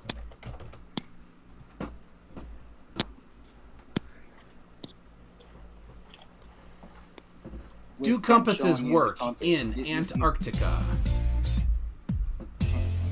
Wait, that's Welcome to Antarctica? another episode What does it of have to do 60 with Seconds the- Freezing Cool Antarctic like Facts. the North Pole. This is brought to you by the Worm Herders of Antarctica. I'm your host, Polar Let's talk Trek about teacher Antarctica. Kevin Dickerson. We only have 1 minute, so focus up. Can you hear me? Good evening, Can't hear you. and evening it is. It's 10:30 at night. See our beautiful sunset out here in the Ross Sea, Hello? McMurdo Sound. I'm on Just Ross listen. Island. That's where McMurdo Science hear you. Station is. And Oh. I'm going to... Hold on. Jose, are you still there, buddy? I am here. I don't know how to send him the audio. Well, that's fine. All I need is a visual of the compass as they're walking around. I've seen this. They claim to be at the North Pole. They walk up to it. This is- and this GPS is South or whatever, Pole. but they never show you any readings on it. They just walk up to it and go, yeah, we're here. All right, But they hold don't on. show you All any right, of well the then we'll information watch. Then we'll watch. Show you about how You compasses can open work. YouTube and watch So it here's my on compass. YouTube. I brought It's gonna from have home. just a few seconds of And I've seen it. Yeah. there's a difference between magnetic north and geometric north, geographical north. Geographical north is the North Pole, where all the lines of longitude meet. The magnetic. Will you stop talking, dude? Yeah, and we'll wait for the video to finish, okay? South Pole is going to be where the magnetic pole lines up. And it just so happens that the magnetic South Pole right now isn't even on the continent of Antarctica. It's off of Antarctica. And there's a thing called declination. That's the difference between the two, geographic and magnetic. Currently, it's about 140 degrees difference, which means that if your compass did work, it would lead you in almost the complete opposite direction. So I thought I'd show you this though. Here's my compass, and you can see that white needle is pointing down. Look at as I'm rotating around, that compass doesn't even spin. The needle stays the same. That white needle is dragging down on the bottom of the compass. So kind of fun to play with, but not real useful. I mean, you could rotate it around and try to get that off of the bottom of the compass, but for the most part, not real useful. Now we have a GPS here. Show you my GPS. It has a compass on it, compass page. And the key thing you need to remember with the GPS is you got to be moving if you want to get the direction that you're going. So if you'll look at this, you can see we're headed about in a southwest direction. And if you look out, you can see White Island and Black Island. And right between those is where the South Pole is. So as long as you're moving, the GPS compass can be reliable. We've used it out in the field on this trip. When we get dropped off by helicopters, we use GPS to know where we're going and how to navigate back and where we're going to get our samples from. If we have any special finds, then we'll mark them with GPS. All right. So that is the South Pole. Now, for you thinking that to move 10 feet across from one side to the other would make a difference? Can I talk real quick? The All right. North Pole, bro, is really what we're looking for. The North Pole, where every compass points. The compasses don't point to the South Pole. They point to the North Pole. Actually, compasses point to what both we're looking poles. for. Show me. All right. Let's back this up a second here. Walk around the North Pole. Let's back this up a second. You just said compasses don't point to the South Pole, they only point to the north. That's completely wrong. They line up with the magnetic field lines. The North Pole points to north, the South Pole points to south, okay? There isn't the needle points north. That's a very north hemisphere centric position for you to have, right? The red never points south. That's right, and the white never points north. So, Right. and nobody's claiming that. No, that's what it should. If it's a magnetic North Pole, you should be able to walk around the North Pole with your compass and show the compass pointing to the magnetic North Pole. Whether it be why are you moving? Flag. Could you like stop moving? Why? I'm trying to show you what I'm talking about. Walking around in a circle around the North Pole. If it's a flag, if it's a mountain, if it's a building, whatever it is, if it's a center point where your compass points, then there should be videos of it. There should be a lot of documentation. Demonstration confirmed. Thank you for the demonstration. Not exactly what he was looking for, but I appreciate the demonstration personally. Yeah, that's Antarctica. We're not even near the North Pole. It's supposed to be the North Pole. I'm sorry about that. Oh yeah, it doesn't exist. That video doesn't exist. So, it's really simple. Right. There's no mountain there, dude. There's actually okay, for sure. Whatever it is, dude. Where's the video of it? if a video of something doesn't exist, then it doesn't exist. Is that your Something as famous measure as of the truth? North Pole? Yeah, dog. It's pretty fucking It's pretty No. obvious that there's an issue there. So Like, wait, hell, I just nobody's want to be walking- sure. Every compass in the world points to the North Pole. There's every red point on the compass points to the North Pole. You're telling me that there is not one single person which has videotaped or claimed to or anything. I'm not saying that at all. I don't have one handy, and It's not if anywhere to I be found. I've did, looked. and if I did, you would say it's a lie anyway because No, well, that's what you do. So There's now, no evidence there's no evidence to say that it's a lie. There's nothing at all. You had to go to Antarctica for it, dude. Yeah, it was a video sent by Geistview from Antarctica. Now, where is the South Magnetic Pole?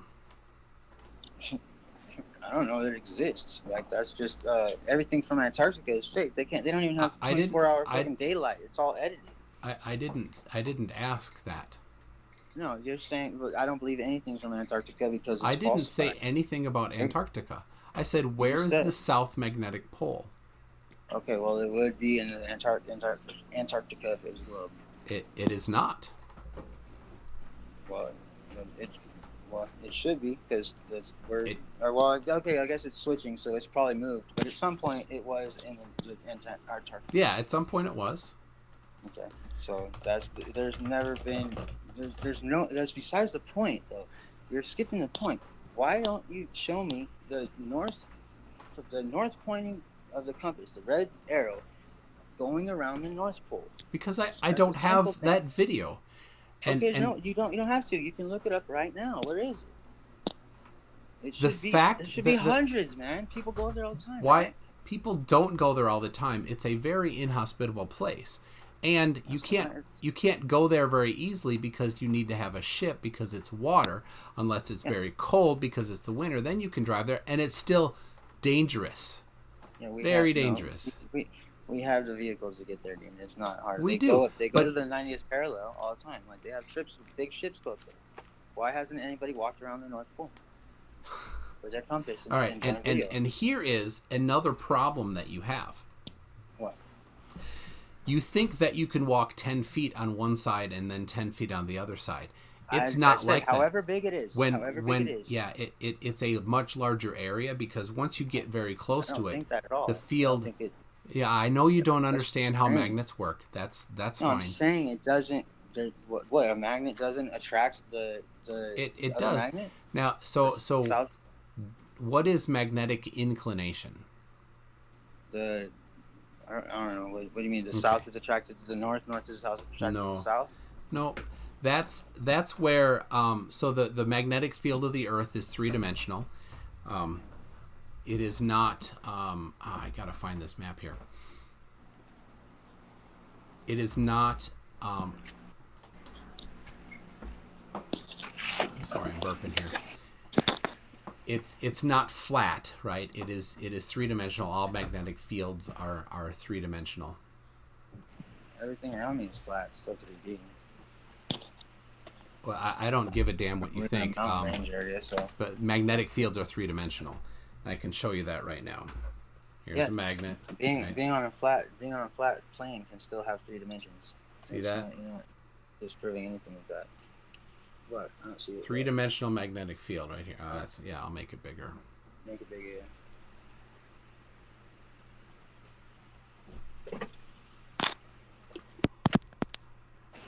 Right, here's the magnet. Now I can rotate the magnet. It doesn't matter when I rotate the magnet. It's a three-dimensional field, and I can move the compass all around like this, right? Well, no, because when you try to move it in front or behind it, you can have it on the side of the compass because that's a 2D field. But if you try to put it in front or behind, it's not going to have the same effect. It absolutely does. Forward and backwards. I'm going to rotate this. You can see. And as I rotate it, it's the same. I'm rotating the actual magnet there. Okay, fine, but if you go in front or behind it, where a 3D would be, you're only doing 2D. What do you mean in front or behind it? The fact that I'm rotating the face or the back? What? The face of it or the back of it? Yeah. Put it there, and you won't have the magnet. The compass is 2D. It's on 2 dimensions. It's not No, it's going to not. lean forward and backwards and left and right. It can only go back or left and right. What are you talking 2D. about? That arrow will not lean towards you or away from you. It will only go left or right. Do you mean if I tip the compass like this? No, the magnet in front of, leave the compass how it was, Okay. and then put the magnet in front of it, like in between the camera and the compass. Okay. Yeah, now it's not leaning towards the magnet. Yeah, correct. No, put it, yeah, exactly, because it's not 3D. It is 3D. Look. Oh no. It's not still leaning forward. It's stuck in a two-dimensional. and that's because the gimbal doesn't allow it to. That's right, because it's Right. not 3D. It's So 2D. the compass is fixed in 2 dimensions. So Yes. so a dip compass is a compass that can measure the inclination, that can measure the other angle. Mhm. Right? I've seen those one time. I'm not sure how exactly that works, but it's not I don't know. That's beyond my understanding. I haven't Okay. really All right. looked So too then much into you it. should not talk about magnetism if it's I'm not beyond. talking about dip compasses. I'm talking about that compass, the one that what I do know that it should be able to point to the North Pole. Okay. And you should So- be able to walk around it no matter how big it is. Let- But you let can't show me- me that. all right, That's so why you let have to me distract and explain. go to Antarctica. Let me explain then. All right. So as you get farther towards There's the no actual explanation pole, to it. There, you can't show it being done. Don't you understand? That's what we're asking for. That's what I'm asking for. To show it being done. You can say everything you've heard and learned and just repeat all this other stuff, dude.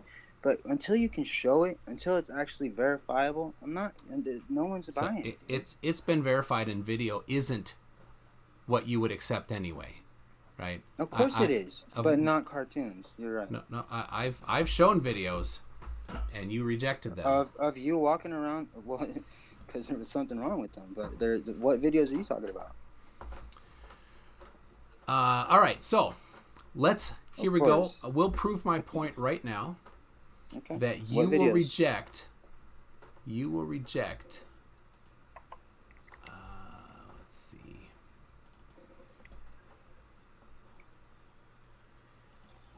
Because that's what you do. You reject solid evidence. You haven't shown any. That's why you had to go to Antarctica to prove your North Pole point. Well, because I don't have you any call it that. videos of that. You And- can and get it right now, dude. Come on. I don't have any. You can look it up. What is wrong with you? You got the internet Then- right there. Just because I want it to exist doesn't mean somebody's done it. Okay. And so now there it here- is. So and- it does not. and- That video does not exist. Can you agree on that? I don't know if it exists or not. Well, it doesn't. I've looked, but if you can find one, I'm all ears and all eyes. I know you'll reject it anyway. So There you let go. me. That's you're scapegoating, man. You're copping out. Like that's just a cop out. If you're gonna prove your point, prove your point. Otherwise, don't argue it, dude. You know, you're arguing something else, talking about Antarctica when we're talking about the North Pole. You're telling me that I can't All right. stay on subject.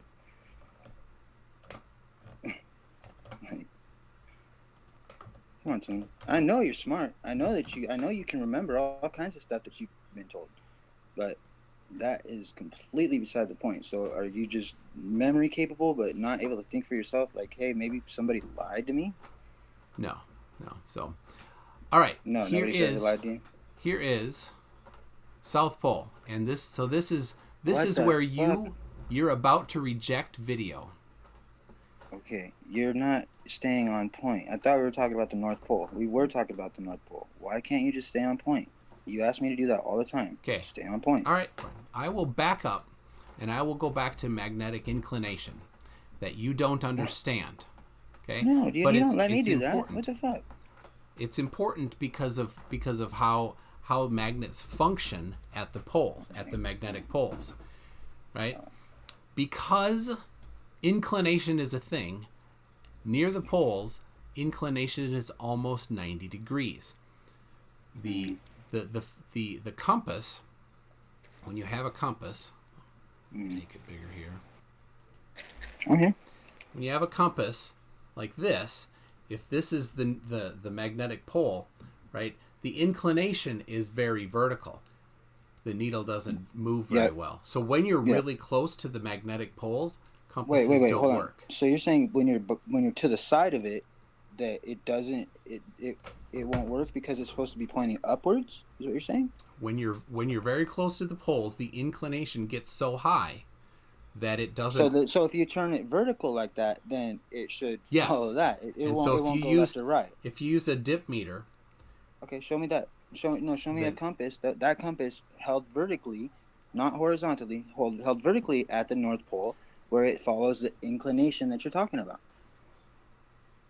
I don't have one. That's right. Not having one doesn't mean anything. So you're demanding these things. It means a lot. And you're saying if it doesn't exist, it's a lie.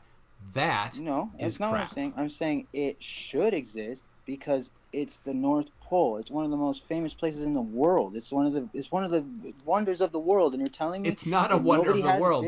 It's a horrible place to go. Every compass points there. Every compass points there. Only flat earthers give a damn and think that it's all that special. It's a horrible place to be because it's so freaking cold. Every compass points there. Everybody's been infatuated with that forever. Man. Only flat earthers. Throughout history. No, well, yeah, everybody used to be flat earthers. So yeah, it was every compass says, here's where I point. Every compass points to this place. You don't think that people followed that? Why don't you go there? I wonder where it's pointing. Why don't you go there? I wish I could. I'm not allowed to. You are military base, supposedly. Russia.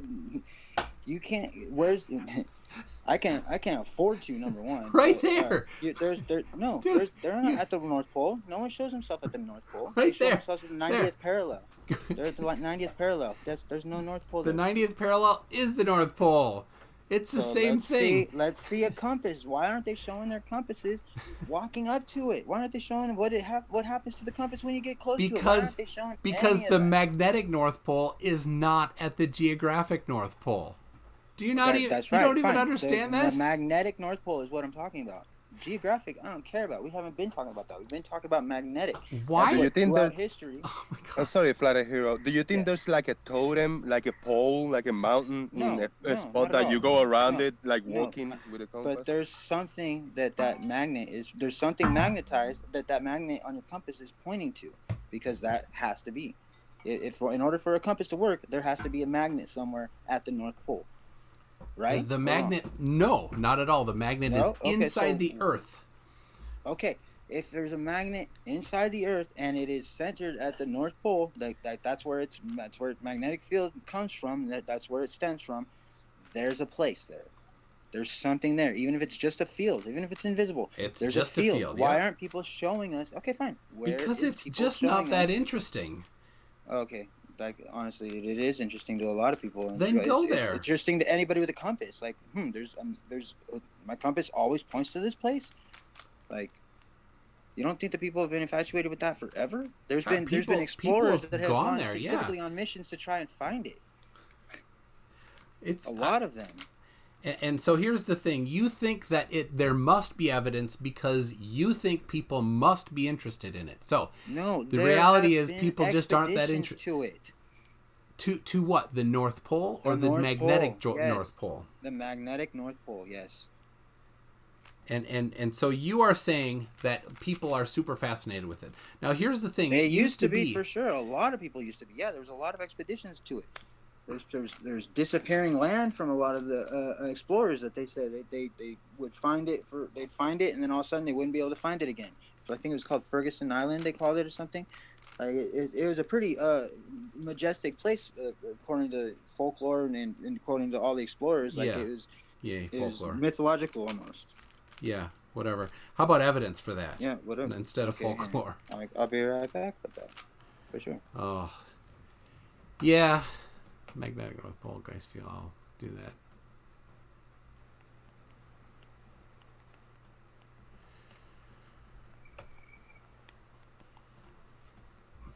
that. So Yeah, I was looking for, while he's doing that, I'm going to pull up... Here we go. The magnetic North Pole, the point that all compasses point, was discovered by John Ross in 1831 in King William Island.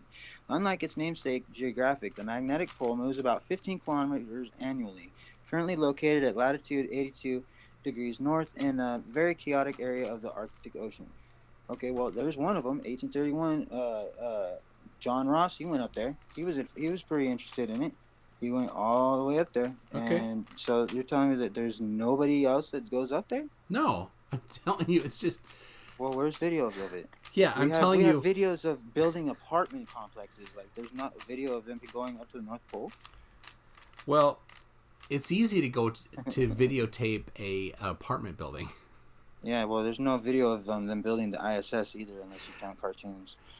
That's just funny. Another topic issue. change. Very nice. Yeah, you're right.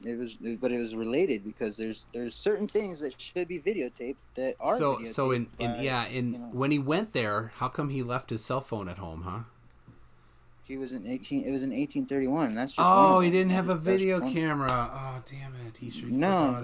I'm not talking about him having video. I'm talking about people nowadays. The people that go to the 90th parallel because they all went to the North Pole, right? You're saying that the 90th parallel is the North Pole, right? There's plenty of people that go there every year. Geographic. There's no video. Pole. No, fine. It should be around there somewhere. You don't think that that's a stop on their mission? They just went up there to go to the geographic one, and they didn't go. No, don't mind the magnetic North Pole. Like, come on, man, that's illogical. You think that everybody that's going to go to the geographic North Pole will just for fun Not everybody. take a trip hundreds of miles out of their way in a very inhospitable place? Yeah, no, I don't think so. Have to go buy it to get to it, right? Yeah, if it's a ball, people have to go buy it to get to it. But so where's why the hell would they care? What do you mean? It's part of their journey. It's more interesting than the geographic North Pole. That's for sure. In your opinion. In everybody's opinion. No. Every compass in the world points there, man. All right. How many people do we have in chat? Everybody. Do you think that if you were going to go to the geographic North Pole and you could take a 2-3 day out of your way trip? No. Would you stop by the 2 or 3 days on the other side of the world? No, let me finish my part of the world. Let me finish my sentence. We want to hear the question really quick. Yeah, I will. I'll just if you interrupt this sentence again, I will just drop your audio out. So, people in chat, do you think that you'd want to take 2 or 3 days extra out of your way through the ice in a dangerous place, costing extra money? Would you want to do that to go to the magnetic North Pole, which is no more interesting to look at or feel than the geographic North Pole? People, okay, so now can I talk though? Because they can answer the question. Yeah. All right. Now there's gonna be, if it's a ball, there's gonna be a crew that, in order to get to the geographic North Pole, they're gonna have to pass by the magnetic North Pole. So there's not going to be a 2 or 3 day thing. So if there's people that are honest in the chat, if you were passing by the North Pole, the magnetic North Pole, on your way to the geographic North Pole, would you not stop and take video of yourself in the compass and how it acts around there? That's the real question. Because there's hundreds of thousands of people that should be able to do that. Illustrates how you don't understand how compasses work near the poles. No, you're right, because no one shows me anything about it. The reason why I'm is interested in that. When you're close to the poles, compasses stop working. No, because it should be going upwards. The field should be heading straight upwards from it. That's right. right. And so if you're holding your compass vertically, hold on, you're interrupting me now. Why wouldn't they turn their compass vertically and say, "Here, look, this is the only place in the world that your compass works this way instead of this way"? Because most people have this type of compass. The one that you're using, exactly. If you turn it vertically... Hold on. This compass is weighted. When you turn it vertical, it gets goofy because it's weighted. Well, you're at the strongest point of the magnetic field because you're closest to it. You're not closest to it. It's in the middle of the Earth. What do you mean it's in the middle of the Earth? Okay. The field is not generated on the surface. It's generated deep in the Earth. This compass is... Pay attention. This compass, I'll make it bigger for people. This compass is a world compass. It's not weighted. It has a special gimbal.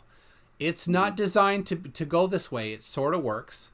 No, it right? won't. None of them are. But when you're at when the field is straight up and down, it should work that way. Even if it's weighted, it's gonna be the magnetism is gonna overpower the weight. There's not that much weight on it. It's a little bit of weight.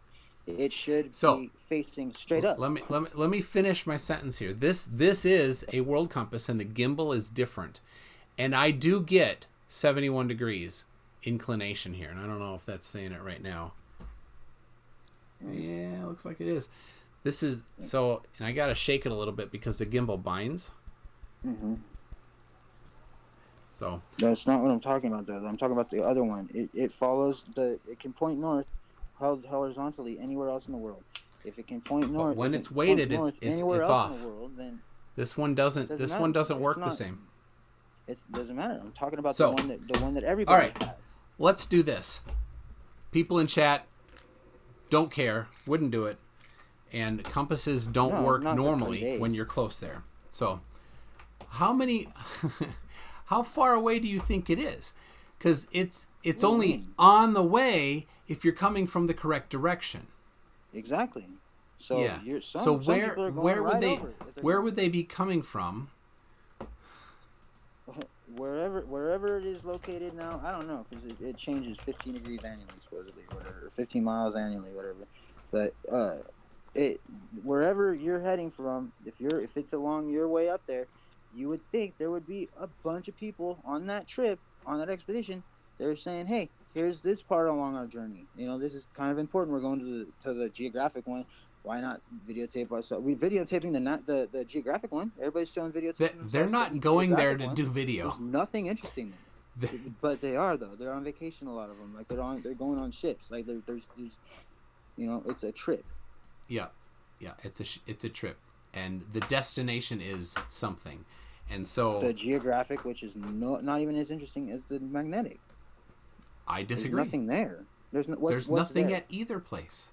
It's just ice. Well, yeah, there is. There's a magnetic field stemming from one. Yeah. All right, we're gonna move on because you don't understand that it's not that interesting. Like, you keep on moving on tonight. I don't understand how come you keep on moving on.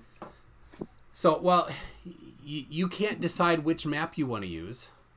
Hold on. We're going back to the map again, dude? I'm telling you why we're moving on, because you're wondering why we're moving on. You couldn't decide which map you like.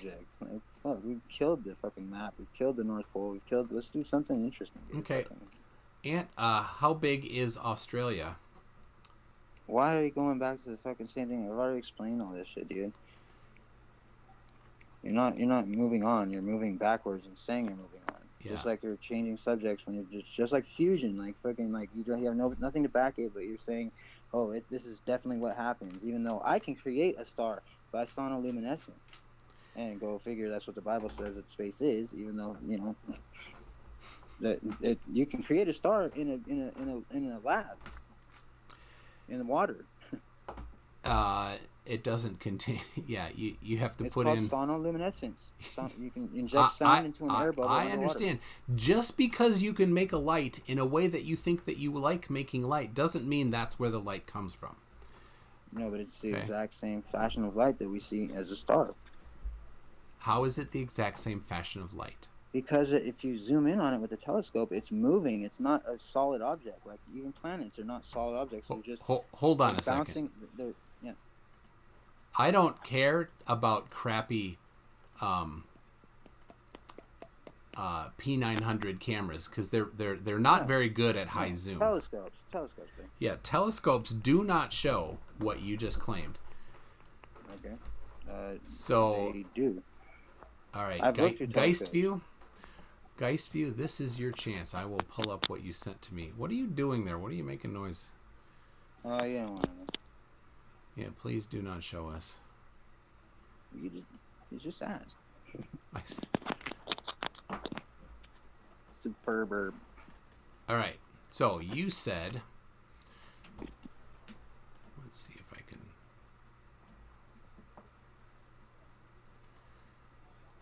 Geist View, I saved all of those. Yes, I know, Brainy Beaver. I know.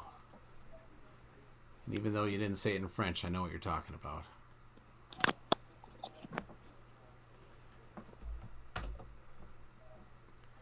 All right.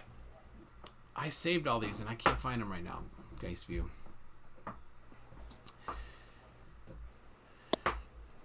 Yes, Brainy, it is in Canada. Save image as.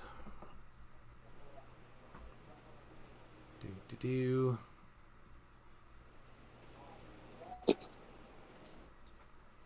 So Geist View has a nice telescope, and he took some pictures with his telescope.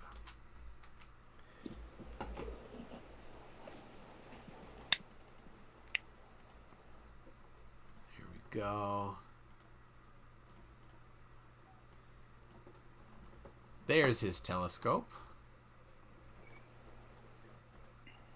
And so now, what did you say about sonoluminescence?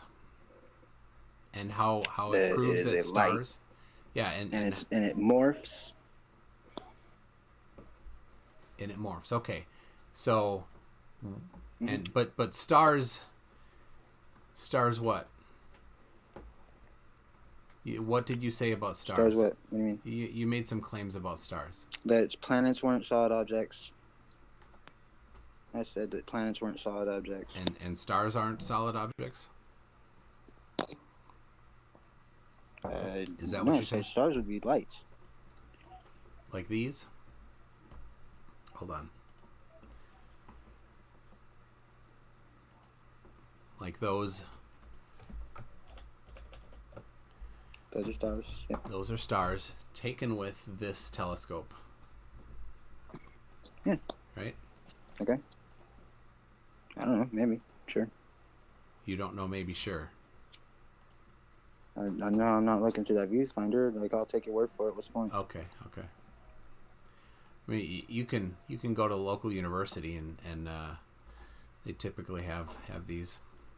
You can even go to yourself. So there's I don't know, I forgot what he called it. What was that? So how is this sonoluminescence? I didn't say that is like. You said you can create a star. It could be. Like, what do you mean? It could definitely be sonoluminescence. That's too. You're looking at a star that's too far. You're looking at a galaxy. Actually, is what that looks like. Mm-hmm. Yeah, so that's not even a single star. You're looking at massive amounts of stars supposedly, but let's see Venus. Like, let's see not NASA picture of it. Let's see. Hey, who is it? Geist View. Yeah, he sent me pictures of stars. I don't have any from him that are planets. Geist View, do you have any pictures or video of you holding your camera through your viewfinder and showing us what you see through that, buddy? It's not a camera, it's a telescope. I know, that's what I'm saying. Hold his camera up to the viewfinder of the telescope and let us see what he sees. Because I want to make sure that we're seeing I want to make sure he's not manipulating anything. So, does he have anything like that? Yeah, so Geist View, do you have any planets?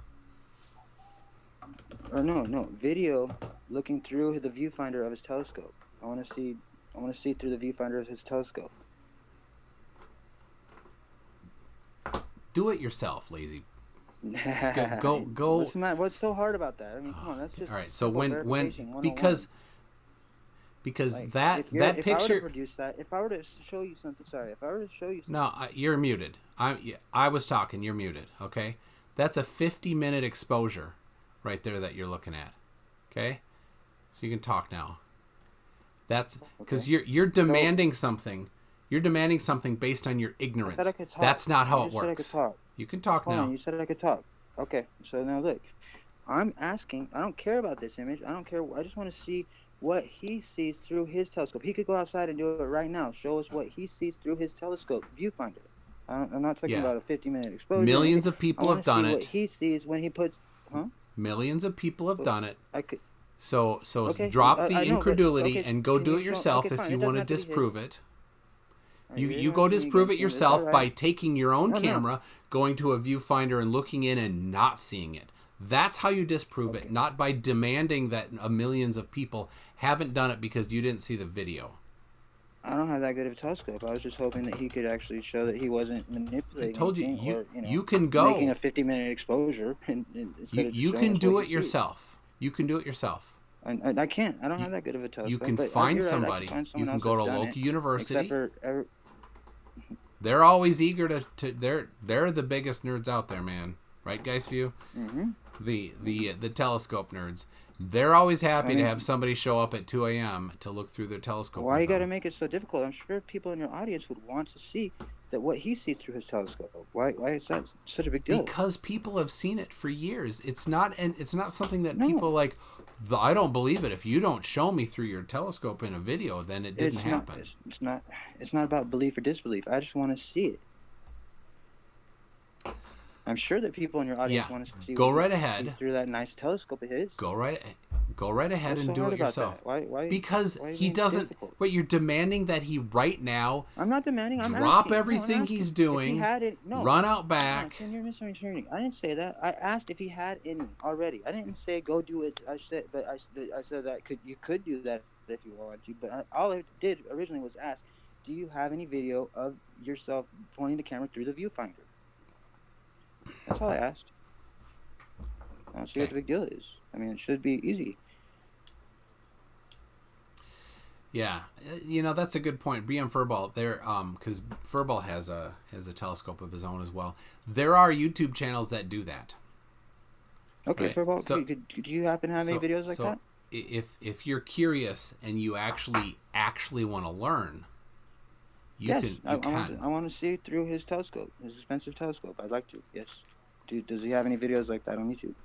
2 hours north of where you're at is one of the biggest telescopes and it's in Flagstaff. And so how does that pertain to Furball? Furball doesn't have any video of him putting here's the thing. camera through the viewfinder? You don't understand how these are done. It's not done. They don't have viewfinders. They don't have viewfinders like you think they do. I'm not talking about exposures though. You brought up exposure and you pulled this out. I said, what do you see through a telescope? Like that's what they see. I just want to see what they see, because what they see through a telescope without anything else messed with is what I'm talking about. That's my point. Fraser Kane. All right, so here's the deal. You made claims about, this is what started this stuff here. You made claims about sonoluminescence is stars. Stars are sonoluminescence. Well, I said, with zero evidence. That's one thing that it could be. I said that I can recreate a star in a lab. Stars were told. I was told that stars were burning balls of gas. If you want to say they're fusion, fine, but there's nothing to. We already been through this. Yeah. So people are saying, do it yourself, right? If you're curious, that's not the point. Then go do it yourself. He has a telescope right there. Oh no, he has a telescope doesn't. right there. I'm just asking. He's in Korea, and his telescope is in Colorado. Oh, all right. Well, there's someone else, I'm sure, with a telescope. So if he's looking up a link. I've seen it. I've seen what through telescopes like I don't have. Mine broke a long time ago, but it's not what you see. You don't see galaxies through. I mean, I've never had one that good. If you got one that good, then please let me see what you see by holding your camera through the viewfinder. Anybody. That's not how these things work. You're asking me to be able to afford or fucking have to go fucking travel to some fucking university and fucking get permission to go there. I'm not gonna do all that. All right, you're muted. You're muted. Listen up. You're gonna watch your mouth on my channel. All right, this is my channel, so you watch your mouth. Got it? You go you do that crap on your own channel, all right? Not on mine. All right, you're back.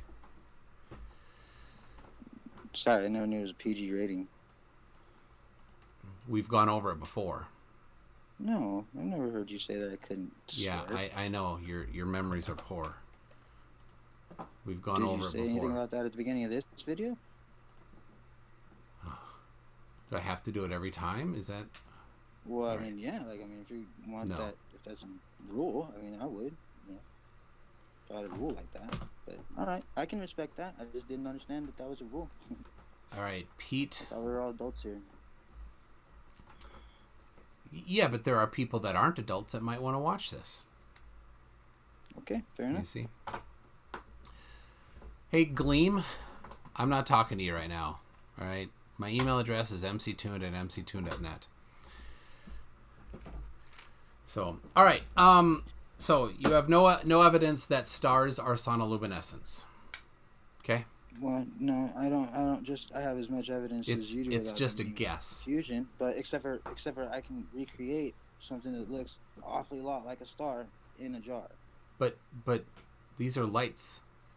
It's just a solid, Yes, looks an awful lot like. Well done. All right, so here's a 48-minute video from Fraser Crane, BM. Anywhere to jump to? What do you mean, Jose? You want to see what?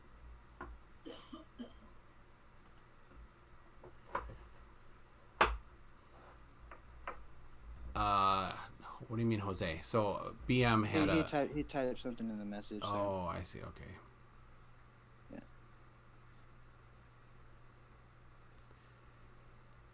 Yeah. So he's looking at the moon here. So I don't think you're sharing that. You're still no, sharing the I'm galaxy. not. Yeah. Starting.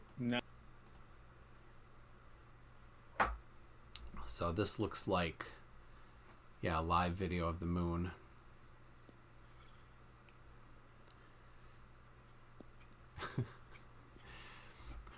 Brady Beaver, don't do the French thing. It's annoying. Yeah, sorry, buddy.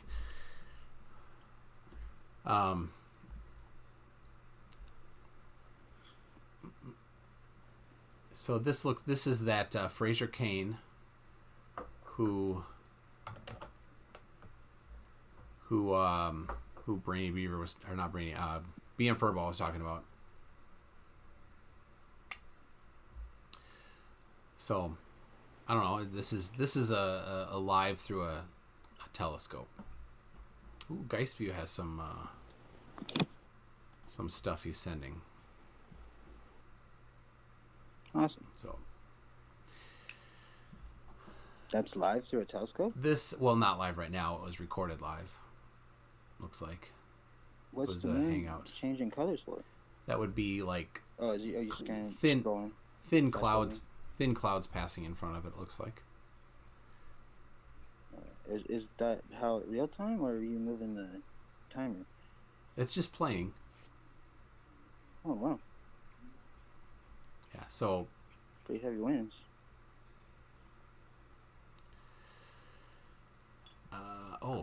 Pete.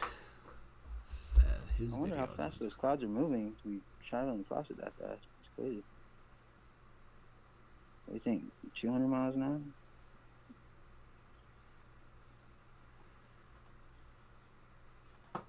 $1,000 miles an hour. No, because how close is it to? Here we go. How close is the what's the angular size of the moon?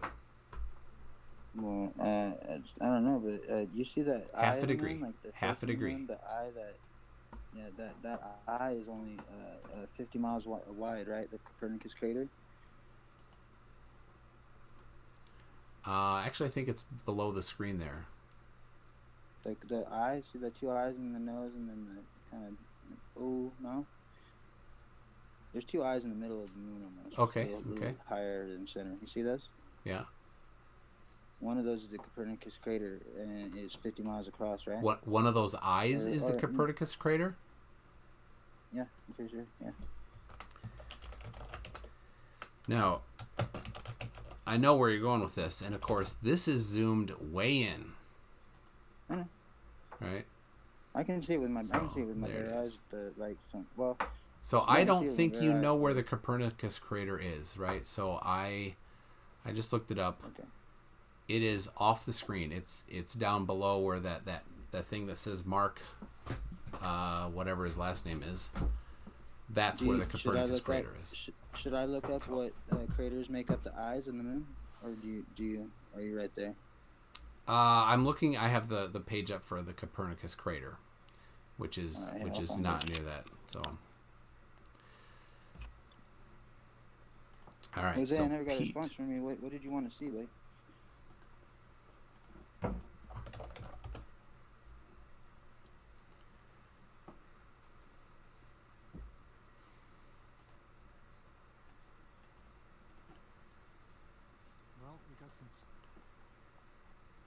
So, all right, Pete. I will grab. Ooh. And a spinning compass at the North Pole. All right, we'll do that next. So there we go. All right, this looks good. Pete, is that video? Is that the one on the plane? No.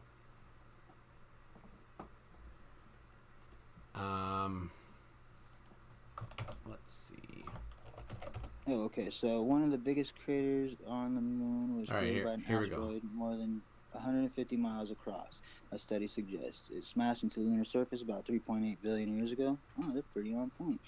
Forming Mare Imbrium, the feature also known as the right eye of the man on the moon. All right, so we have Mare Imbrium, which is 150 miles across, and we can see that from 210,000 miles away, right? With our good eyes, right? Okay. Okay. So how come when the ISS is only 300 miles high, you can't even make out you can't make out anything only 150 miles across, and even mountain ranges, like the biggest mountain range in the world, like. Yeah, you've gone over that before, and it's a pretty lame claim. Well, no. So. What's the answer then? It's so lame. What's the answer? We because can't even make out bigger objects. Because it's wrong. Only 300 miles high. Okay, 300 miles high. Because it's wrong. We can't make. Okay, well, here, I'll show you right now that you can't. Geistview, I did check. Geistview, the Twitter from you. I don't see anything recent.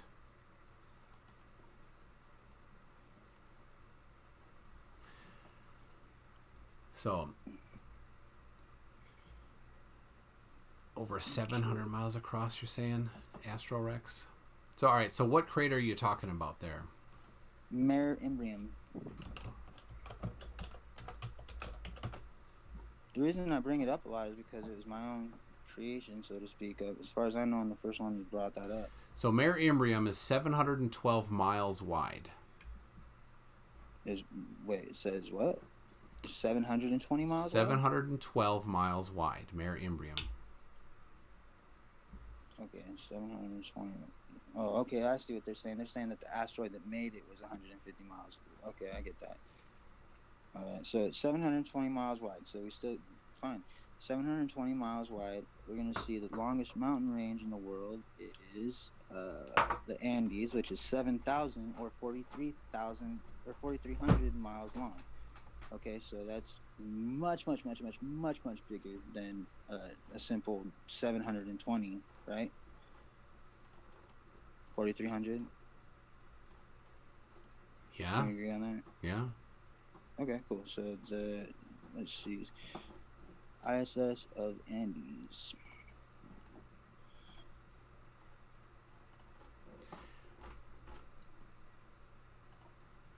I found them, Geistview.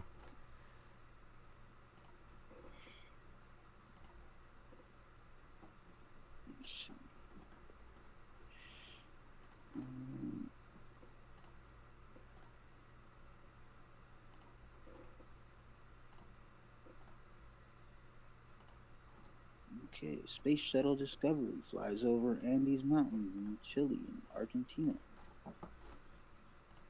Yep.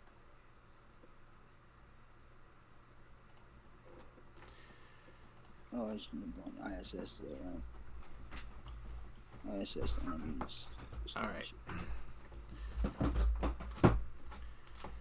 Can he count to 100,000?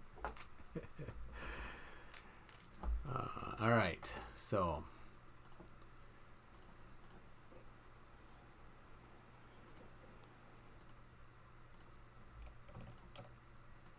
Okay, we're gonna go. If you go ahead and look on YouTube, if you can share ISS, the Andes, and the coastline of Chile.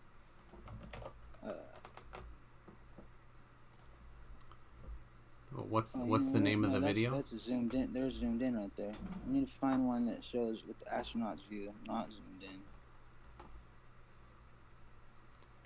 So in order for it to be a valid test, you need to have both cameras zoomed at the same amount. No zoom whatsoever, just bare eyes. There is no such thing as a video with astronauts, with your eyes. Our eyes don't record video. It's all done through a camera. Astronauts have cameras.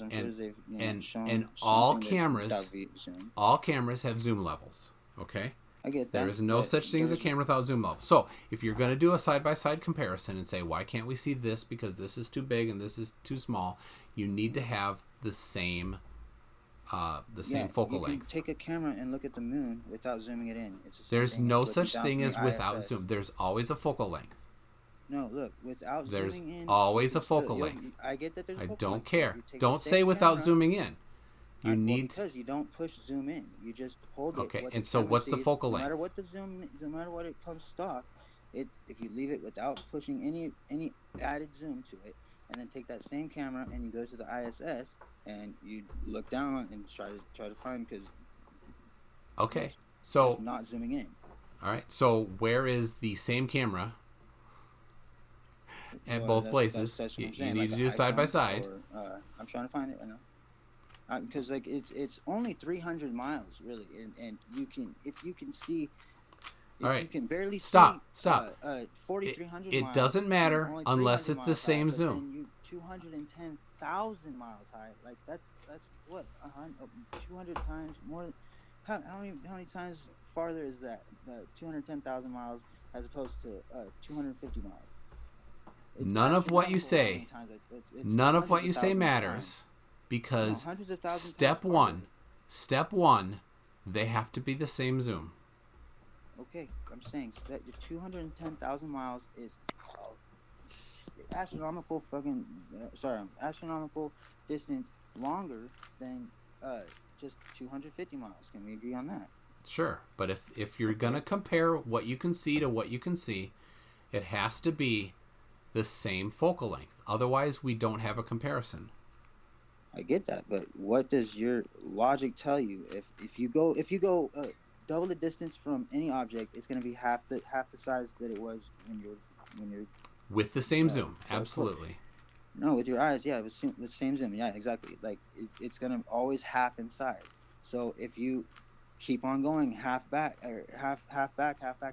from 250 all the way to 210,000 miles, it makes it so it's impossible to see anything. Same zoom. All right. Unless you have the same zoom, you have nothing. Like if you're 250 miles high and then you go to 500 miles high, it would be half the size that it was in your vision than it was previously, right? About yeah. Okay, so that's 4 times that it's going to half itself every 1,000 miles, and then you got to do that 210,000 times. No, not 210,000 times. Or 210 for 1,000. Yeah, 210. All right, this math is getting past you a little bit, dude. Yeah, it is kind of, but 210,000, and you're going from 1,000 miles. Yeah, it's 210,000 miles. Yeah, 210,000 times, because that's 4 times it would half itself in 1,000 miles. Oh no, it's 210. I'm sorry. So yeah, 210 times 4, like it would be completely. After 1,000 miles, we have a formula. We have a formula for it, and it's all based on angular size. Okay. Right, and so how far something is from you, and how big it is, and the angular size. We can just do the math. Now here's the deal. Mm-hmm. All right, the formula that we would use for this is 2 times the arctangent of g over 2r. G is the size of the object and r is the distance, right? And then that gives us the angular size of the object, right? Okay. So now, that's not the same thing as halving it, though. That's not saying that you're halving the size. Here's the deal. That's what you can see visually. This matches that, okay? But it's a formula where you don't have to iterate over it. Okay? So No, it's not. let's It's not the do same this. formula though. It is. You just don't know what's going on with it, and that's fine. Well, I know math not- isn't your thing, and I'm not gonna make it a thing with you, right? I'm not gonna expect that you understand it, but I can derive that formula, and if necessary, right? I actually, in one of my videos, maybe you want to look at it, and you probably wouldn't quite get it, but you could watch the video where I derive that formula, right? But it's correct. That's the thing. Unless you have evidence that it's not. So, since it is correct, and we can use it. So here's what we can do. We can see Mare Imbrium, right, which is 712. I'm gonna write it down on paper here. 712 miles wide. Okay. Mm-hmm. That is, in the formula, that's going to be G, right? I'm going to write this out and I'll show you on camera. 2 arctan G over 2R. All right, G equals 712R. Now, what's the distance to the moon? 210,000 miles, I think. Something 230. I think it's 280. No, it's shorter than that. 238,900. There we go.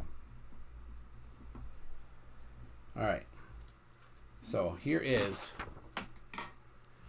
the deal, and you'll find this works. So I'm gonna put myself up here. Let's see. There's our formula. We're going to do some math. I'll do it for you, right? G is 712. R, right? There we go. So, get out my calculator. Now, I always use a reverse Polish notation calculator. Is that your preference? What? I don't even know what that is. Oh. Here, let me grab it. No, I don't use anything Polish. I speak English. It's the style. Oh, move to the next photo. Just saying. All right, so I'm gonna bring back up while I do this. That's funny. The Great Wall of China is 5,500 miles long, but it's not even visible by the astronauts in the ISS. Yeah, but it's not that wide. I get that, but it's the just issue. funny that it's not visible. There we go. There's with nice. bare eyes. I would not expect it to be visible with the bare eyes because it's not wide enough, and we can calculate the angular resolution of the width of it, and see, is it wide enough that we can expect to distinguish between it. All right, so we've got 2 times, we got G, which is 712, and R, 238. 900. And we got to multiply that by 2, right? So there we go. We divide it. We're going to do the arctan of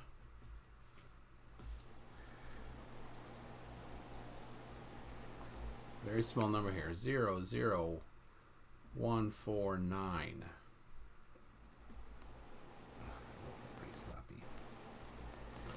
Right here, I'll show you in the end here in a second, right? 2 times the arctangent of that.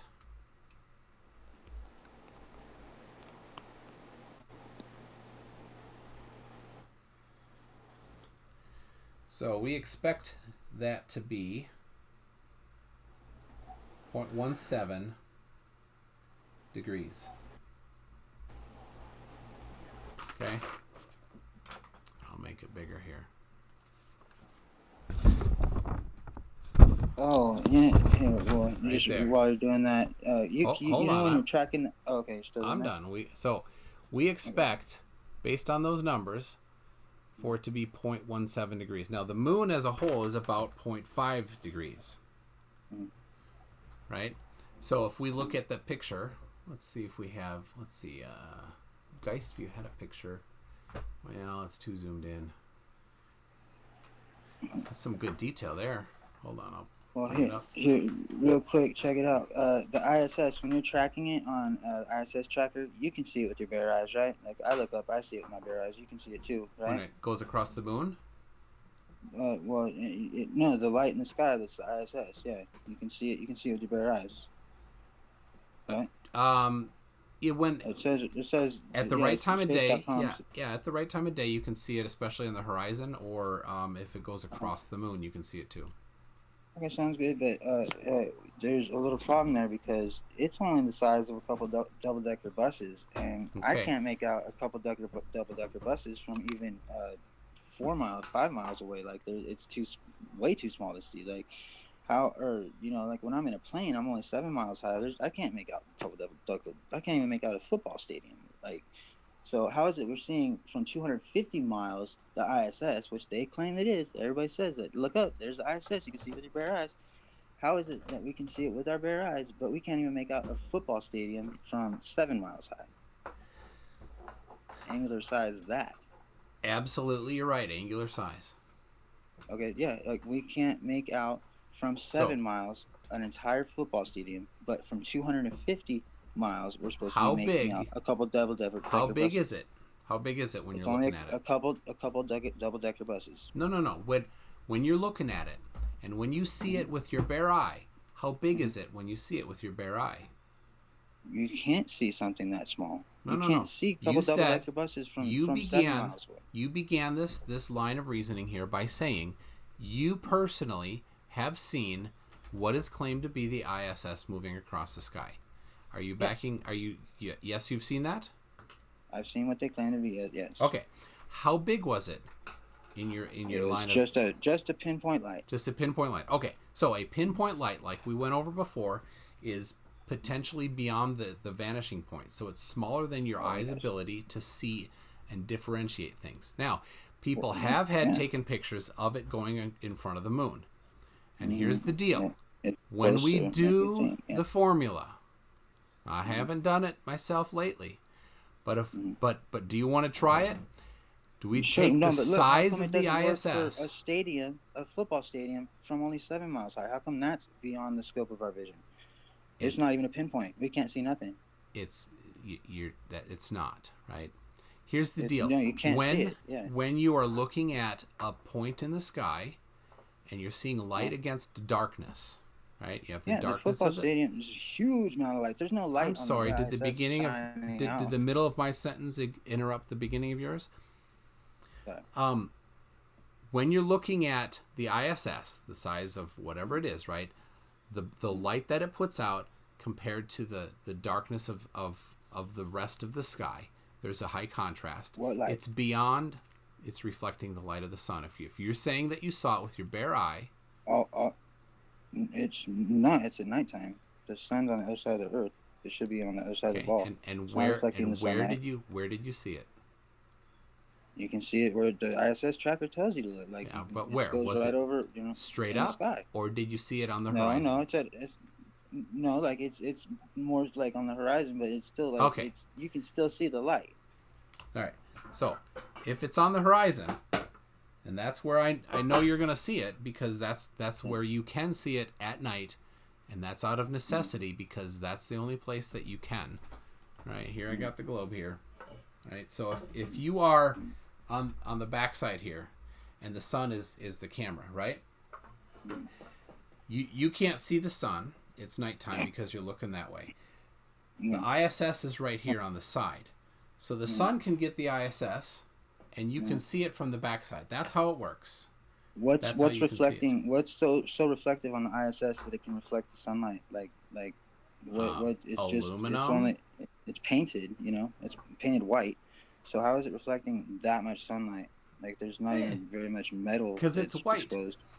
Yeah, it's white. It absorbs white light. Reflects. All right. So yeah, we've identified it reflects things. So it absorbs it. White absorbs light now. New information. Everybody, take note. It doesn't reflect as much as a shiny. A Nobel Prize. Nobel And Prize you, is even on during its way. Daytime, even during daytime, you can't see anything reflecting off of football stadiums or high-rise gosh. buildings or anything like that. Like the sun, even when you can see that the sun is for sure like reflecting off of it, everything you is can't see it remedial from a plane. classroom every time. Everything is remedial. Like white reflects light, dude. Okay, fine. It reflects, but it's not not like something shiny like metal. Like white does not reflect as much as metal, So and it's not even metal. why can we see tracer bullets when their angular size is smaller than the ISS? What? All right, let's get a picture of the ISS. We can't see him forever. We can't see him 250 miles away, that's for sure.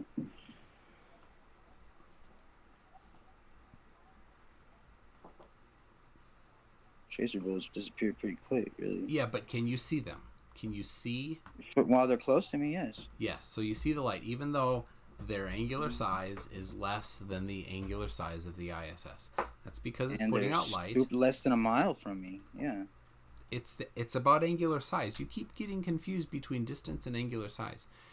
When our ability to see things is based on angular size, not distance, and not its size.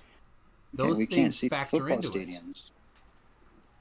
So now, you definitely should be able to see.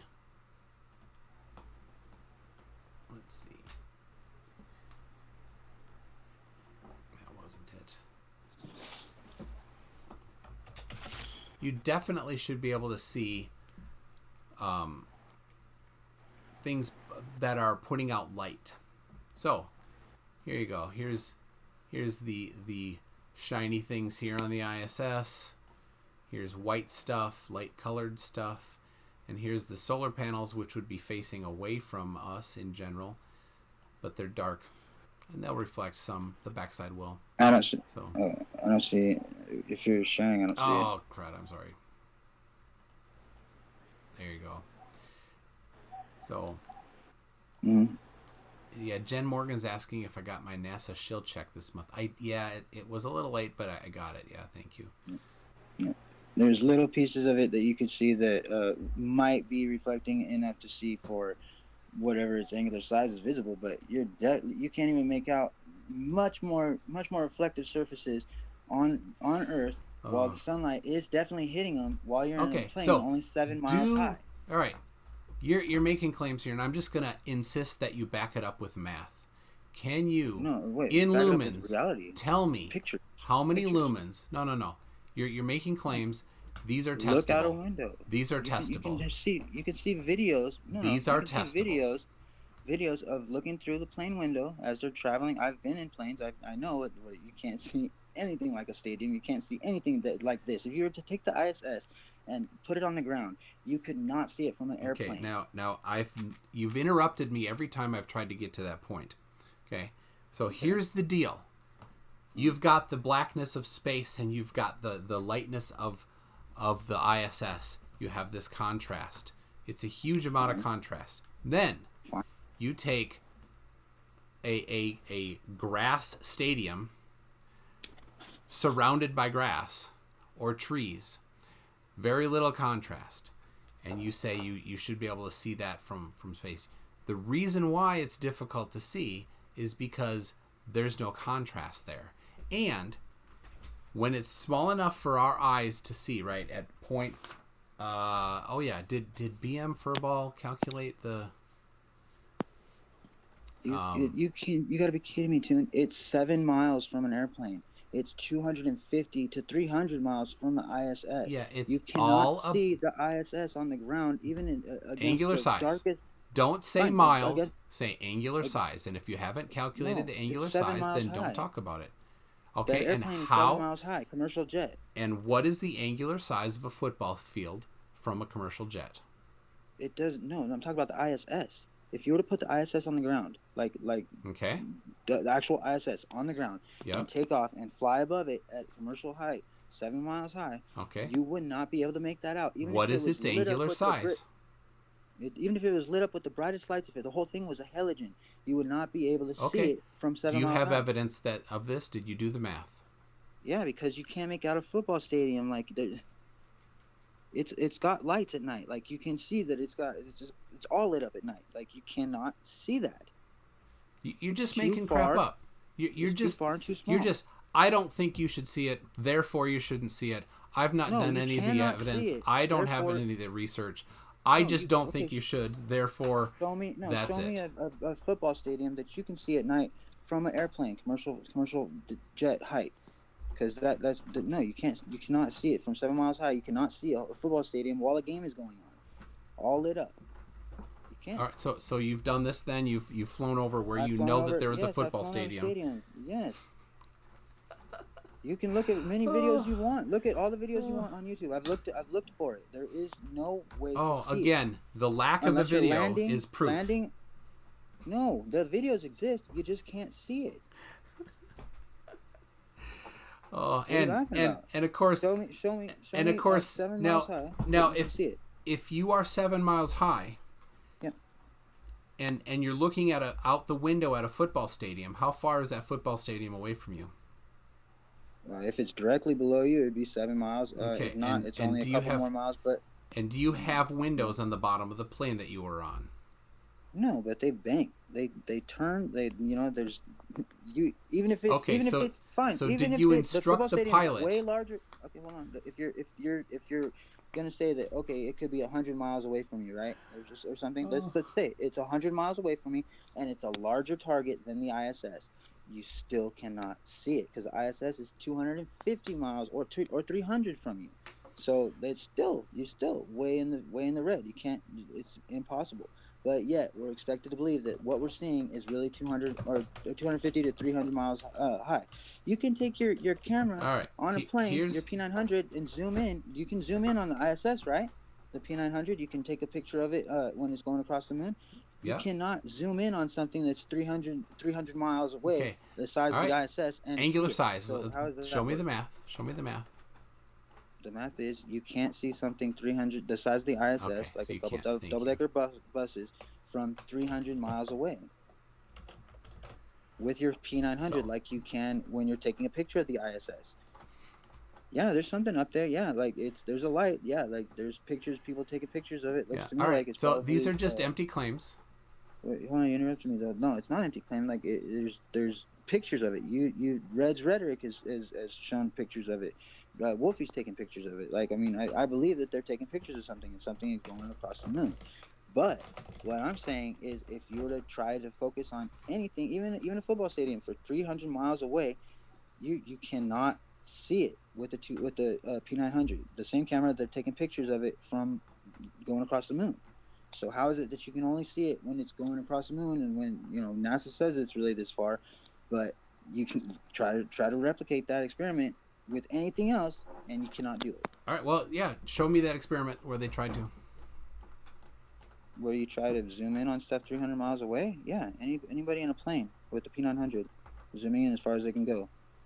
Unless you're using infrared, yeah, but we're not talking about infrared. When were you 300 miles away from a football stadium and you I had wasn't. a P900? I'm saying. And when was anybody? You can't.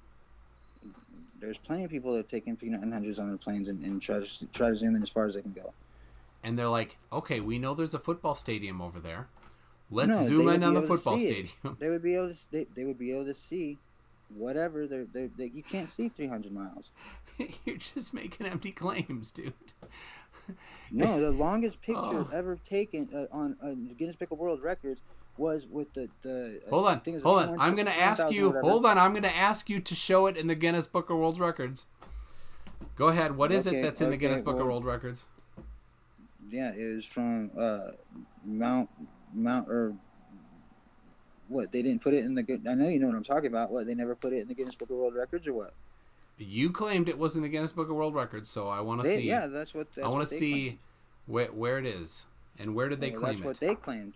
But do you know of a picture of any landmark farther than the 275 miles? Because there's I a don't know. whole mountain range that they barely see. You're just saying it was in the Guinness Book of World Records. I want to see. You know what I'm talking where about. It was. They said it was Mount Pic Defenders or whatever. You know, you read the article just as well as I did. Like, that's what they said. So if it's not in the Guinness Book of World Records, then that's news to me. But well, just because somebody takes a long picture doesn't mean the Guinness Book of World Record people show up because you say their name 3 times. That's not how it works. They said that they were there. They said world record. Okay. That's it. They didn't say Guinness Book of World Records. You added that part. Fine. Fine. The world record for longest picture taken was of a mountain range, an entire mountain range and you could barely see that when it was fully zoomed in. So at full zoom in, you can barely see a mountain range from the world record longest distance picture photograph. But yes, we can see the couple triple decker buses in the sky because this picture is a much farther picture than that's only 30 miles from us. It looks like a mountain range from 30 miles away from me. Really. Wait, you think I can zoom in on? Do you think the moon's only 30 miles high? I'm saying that it looks like a picture. When I zoom in at full on a P900 on a mountain range, that pretty much looks like a mountain that's like about 30 miles away from me. So looks like. So you think the moon is 30 miles away because it looks like it's 30 miles away? No, I'm saying it's definitely not 250,000 miles away because we can zoom in on that much. That all of the angular size calculations match. And I did it with you. That's because they're based on books and stuff. Right here. It all matches. Yeah. It all matches what? 0.17 degrees is bare Imbrium. It matches. 0.17 degrees is a lot bigger than 0.17 degrees for the entire moon? The entire moon is about half a degree, so about 0.5. So 0.5 degrees. And what is are you basing on like 360 degrees or what? How's that work? Like, how many degrees is there from your perspective, like looking into the sky? How many degrees are there? 360 degrees.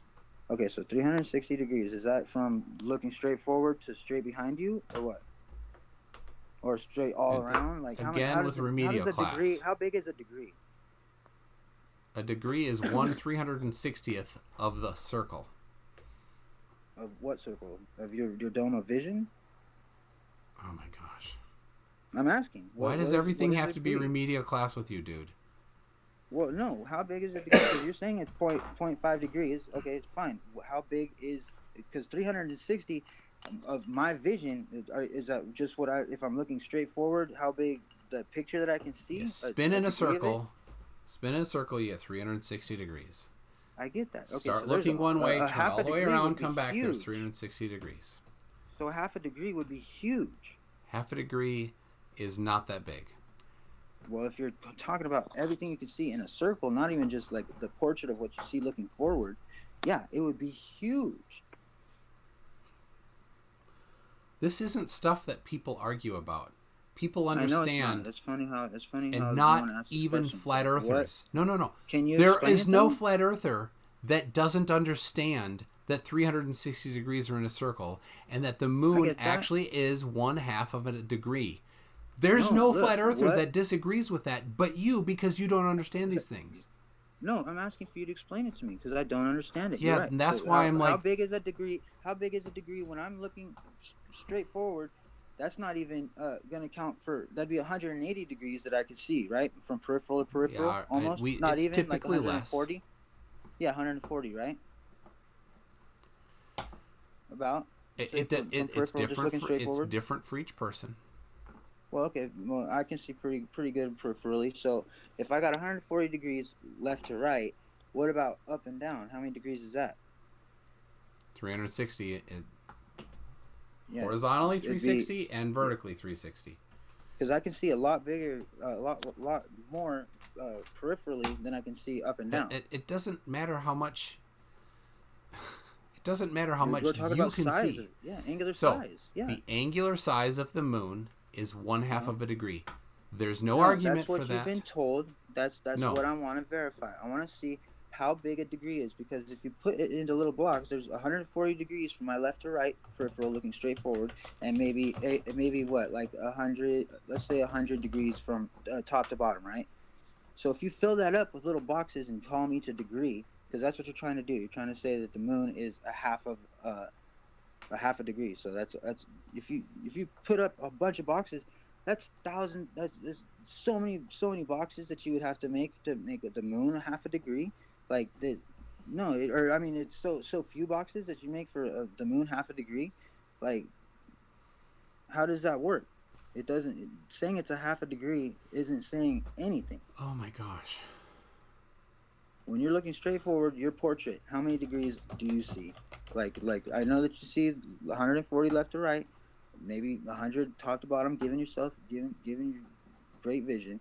But how big is each little pixel that is made up on that picture? If you were to take a snapshot of it, how big is each pixel?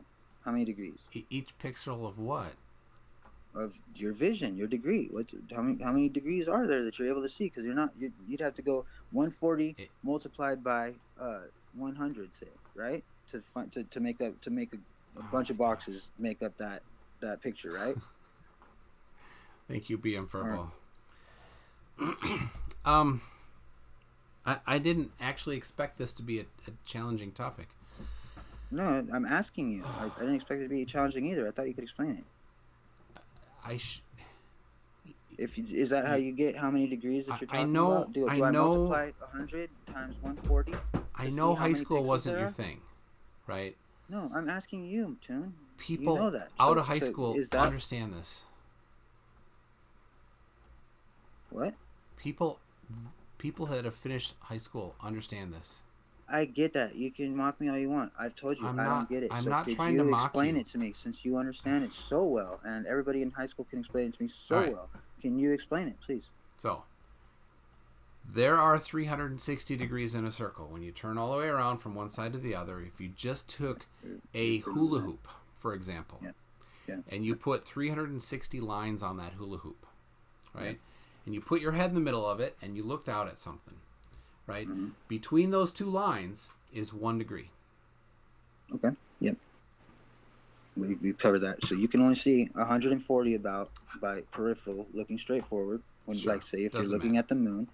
So we've gotten that far, and then it's probably actually a lot less than 100. But let's give you the benefit of the doubt and say that there's 100 from top to bottom. So now, to transfer that into how many degrees that you actually can see on the portrait that you're taking a snapshot of with your eyes, looking at the moon. How many degrees do you multiply 100 times 140? Is that how you get how many degrees there are that you're able to see? Nobody uses that as a measure. Okay. Well, you're saying that it's half a degree. Here's a rule of thumb. Here's a rule of thumb. At arm's length, your pinky is about 1 degree wide. Okay.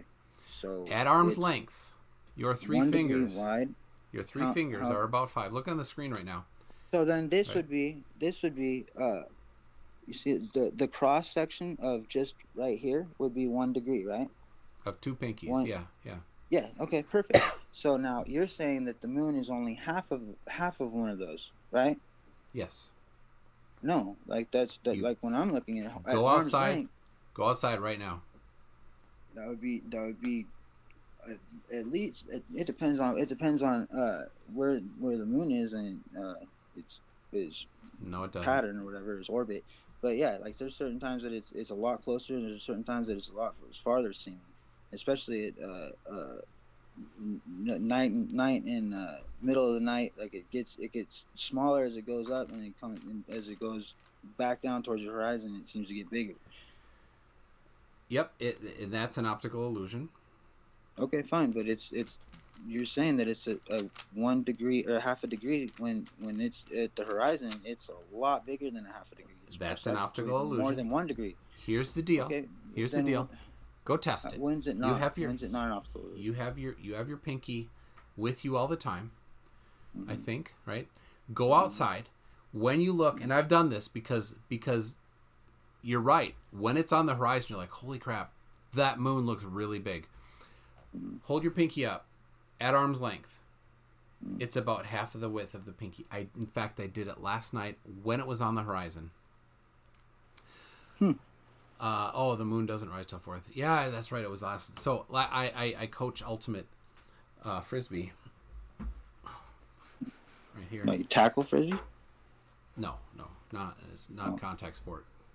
Oh. This is the Melbourne Flames. Anybody from Australia? There you go, Melbourne.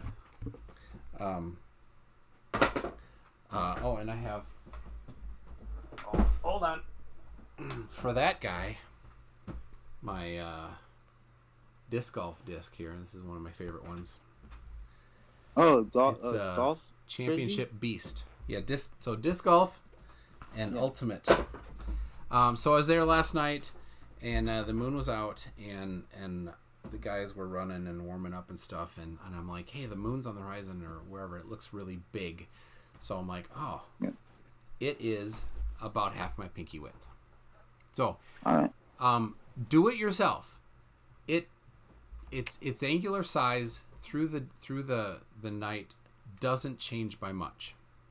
Very little. BM Furball. But did I make a video of it? No, I didn't. I thought it was pretty funny because the same thing can be done with your thumb. Yeah, and it's and your thumb is now this rule of thumb doesn't much bigger than your pinky box. Much bigger than your pinky box. So it's supposed to be half a degree, but it's thumb. Your pinky's half a degree. Your thumb is probably 2 degrees. Or okay, but it's the same size as the moon. No, it's not. Go test it. Okay. That's for sure. It's probably not. That was right how now. I remember I that don't know, before. you can try. Let's see. Got the kitty here. Size as thumb. I wonder. This is my kid's cat, not mine. He's right by the microphone. Can you hear him purr? Mm-mm. Hold on. I'll turn the mic way up.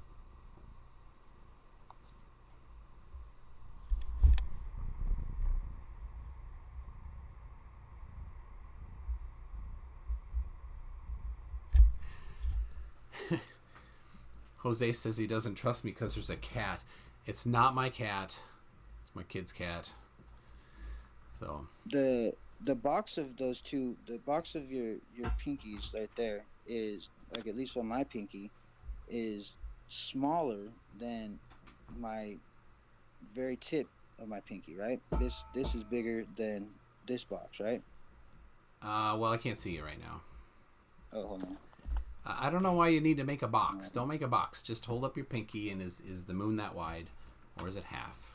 Okay, yeah. Half that wide. That's all you got to do. Forget the box. But, well, I mean, because a degree is supposed to be the box, right? In both directions. Oh, you dumb kid. The cat spilled the water. Yeah, in both directions. And then my top part of my pinky is larger, but when I try to hold my pinky over the moon, it doesn't cover the moon. The moon can stick out the sides of it. So you're not outside right now, are you?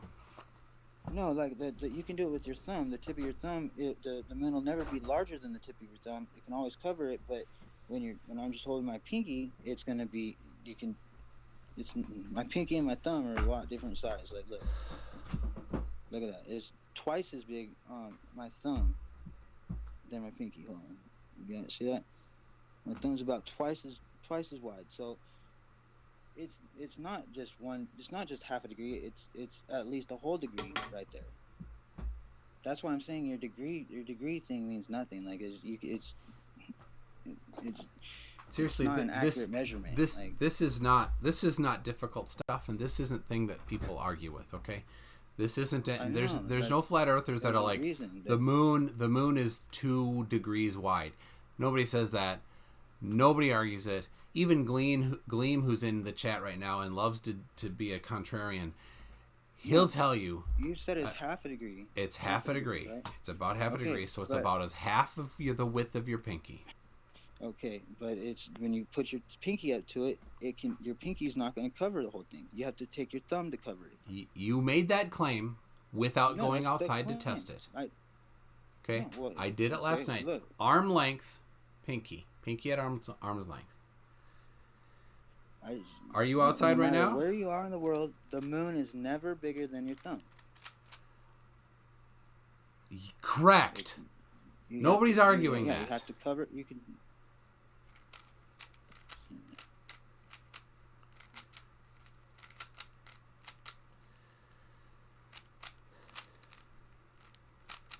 Go Saturday night. Yes, there you go. There you go. It's 0.57 in real life. 0.53 through the atmosphere. So where do you get that 0.57 from space, Gleam? Huh? That's interesting.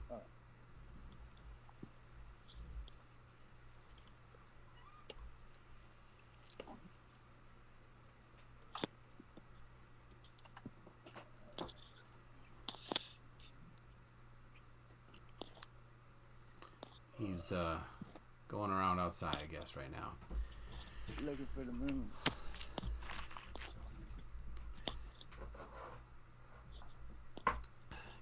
Dogs have owners, cats have staff. Yeah, that's true. Though my dog got her paws got all irritated from something, and that cost me a little bit of money. Go to the vet. Prednisone, antibiotics, special shampoo. Yes. Sean, does he know what the moon is? I don't know. I'm pretty hopeful he knows what the moon is. The moon is not out. Yeah, I'm trying to find it. Yeah. Astro Rex is saying the moon is not out. Yeah, I don't see it at all. So, these are daytime moons about now, yeah. So, Ohio. That was a waste of mission outside.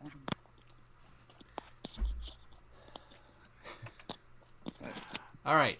So here's I just wonder why they wouldn't say that to cover that you could always cover the moon with your pinky. If your pinky is that's a what degree they wide, say. and it's There is half a no degree- thumb. There is no thumb in this. No, I'm saying that if you could cover the moon with your pinky because that's twice as big as the moon, why don't they just say that you gotta cover that you can always cover the moon with your pinky? Why do they have to say the thumb? That means They immediately- don't say the thumb. Yeah, Nicholas Sparks says the thumb. That's I don't give a damn about somebody else. I'm not talking about him. You go take it up with him, all right? The rule of the handy guide to measuring the sky that's on the screen right now has a thing showing that your pinky is about 1 degree wide.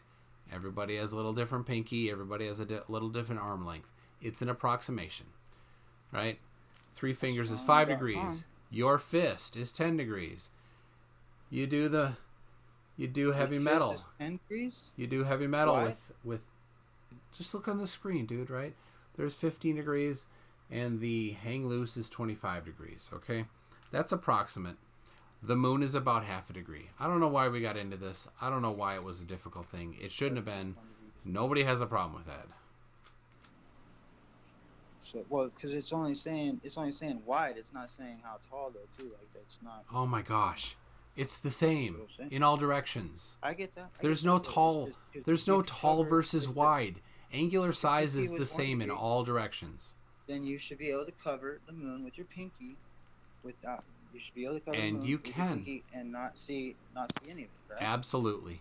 Every time that will happen, you will not see anything else. Okay? You go redhead, For videos. you arm length, Here and there. and you do it. Jose, Hold on, is he hold on. seeing this for the first time ever? I think he is. I don't get it. It's so all right. So that was the point. The moon is 1/2 of a degree. Mare Imbrium is 0.17 degrees. Now we can just look at that and say, well, 0.17 is a little less than a fifth. Maybe it's a sixth of the width of the moon. Does that match now, right? So we used the math of the numbers from online sources to get the distance to the moon and the width of Mare Imbrium. Then we calculated the angular size of Mare Imbrium. Does it match being 0.17 of a degree versus the moon being 0.5 of a degree? I think that's pretty close. There are better ways to measure it than with our pinkies. And if you want to disprove it, go right ahead. Thinking I probably would. With something that can accurately measure angles. The thing that's disproving is you can't even make out hardly even a continent from the ISS without, like, from when the astronauts have looking at bare eyes. You can't, especially not even the mountain range, like the Andes mountain range. Yeah, you keep saying that, miles, but there are there's video. People have brought up with you video of 250 miles and then 210,000 miles. What is so hard? It's such a huge, massive difference. Like, even if you could see it, if you could see it blatantly, 210,000 miles. That's 210 times what you're talking about. Like, that's 210. It's not 210 times. Again, you need to use the angular size formula. Okay. No, that's not what you're talking about. Like, 250 miles compared to 210,000 miles. Again, you're going with miles when what we need to measure is angular size. No, what we need to look at is what we can see, what we can definitely measure. Angular size we can't definitely measure. That's whatever it's. You can definitely measure miles, man. And they're saying it's definitely 210,000. We can. And they're saying it's definitely 250. We can definitely measure angular size. Okay, but definitely. You're going by degrees. I'm talking about you cannot see something after it's been halved 4 or 5 times. Like, it's you can barely make it out if you can. Okay. You know, and go to a step away from a barn. Go 40 feet back from it. Then go to another 40 feet back from it. Then go for another 40 feet back from it. And then the 4th time you go, that thing is small compared to what it was when you were just 40 feet from it. Super small. And if you just keep on going back, especially going to miles, like 250 miles and then 210,000 miles, there's no way you're going to see it. It's going to half itself to nothing. Oblivion. Everything does. No. Again. Yeah. We did the math. No, that's just not math. That's angular size math. That's not even what we're talking. We're talking about miles. Angular size math is exactly what we use to measure whether or not you can see something and how big it should appear.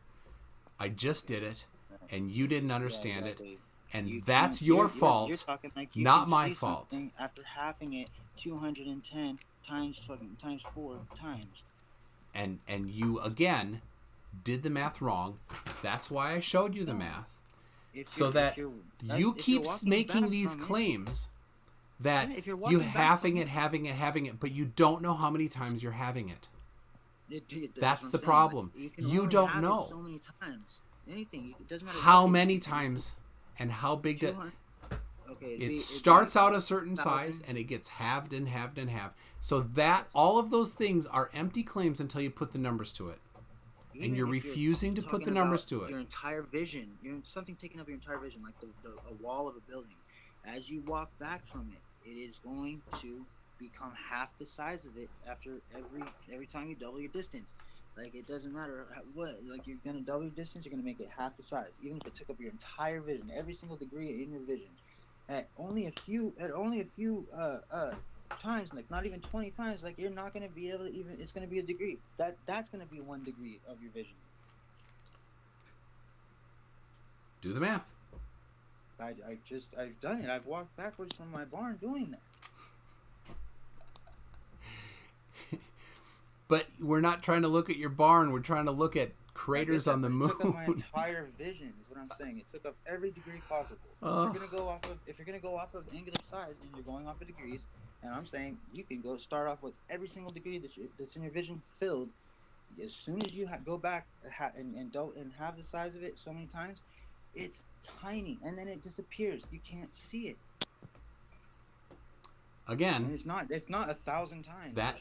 That's an empty claim, and because you have to double the distance. Yes, you're right. Yeah, you double the distance, and that means that every time. Yep, you're getting to half the size, and that's what this formula does. That's what No, the that's not output what it is of does, this 'cause formula. It's still saying that you can see a degree of it. When I'm saying it, even like And that's why the you're barn wrong, doesn't take a degree. and your ignorance is showing. I'm sure, but it's not. And My I'm not ignorance trying to is be the fact mean. that I'm not trying to be rude. I'm trying to educate you, but it gets frustrating because every time it's remedial classroom and you refuse to listen to it, and you think that you know when you don't. And that is what? What's that called when you think that you do, but you don't? John Kruger, whatever. No. Yeah, well, we call it Riley Nodell these days. We call it Riley Nodell. So, oh, hey. No, here you we guys go. upgraded.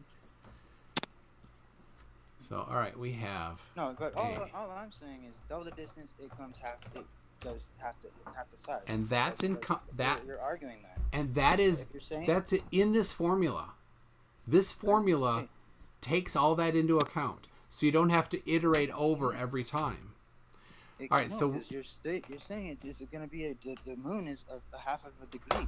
I'm saying that if I double my barn, from double the distance, half the size, at only a mile down the road, or maybe 2 miles down the road, I'm not going to be able to see it. And that took up my entire field of view. Now, and again, you started with angular size, right? Yes. But you're not. This formula takes into account the original size of the item, right? So all right, so we have here Pete Barub, angular size of the moon from Earth, half a degree. Size of the moon on the sample is 50 pixels. So each so 100 pixels would be 1 degree, 50 pixels is half a degree. The size of my barn is half a degree from a mile away too. So what? Did you do the math? It doesn't matter. Or did you measure it? How do you know? Because it's that small, I can cover it with my pinky. Wait, I'll tell you what, let's do the math. How wide's your barn? It is, well, probably, I'd say, 7, 8, 9, 10, 11, 12,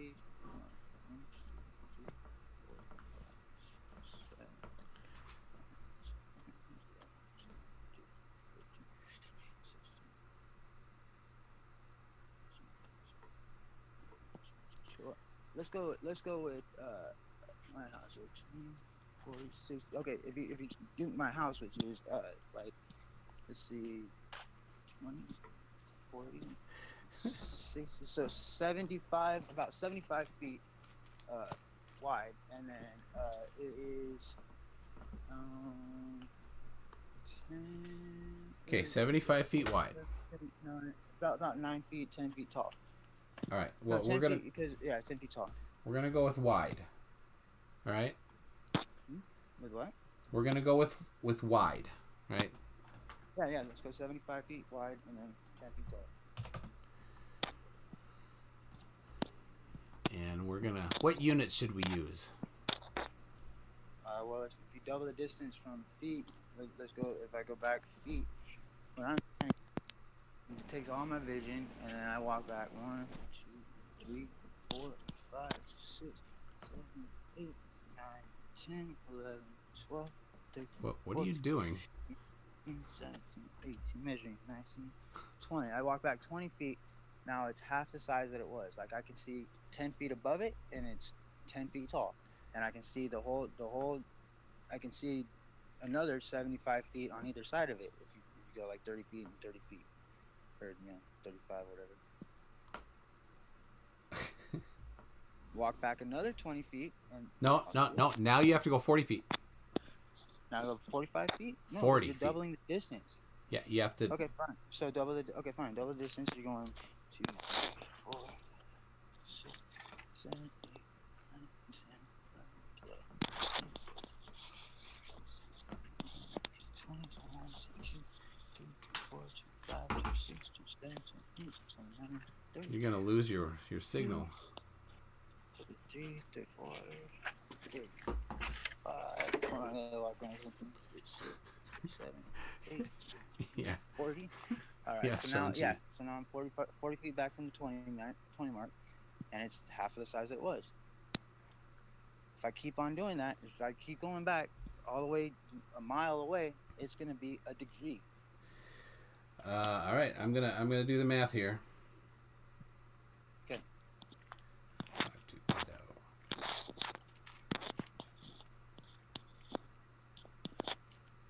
Yeah, 5,000 feet to a mile, right? 5,500 or something.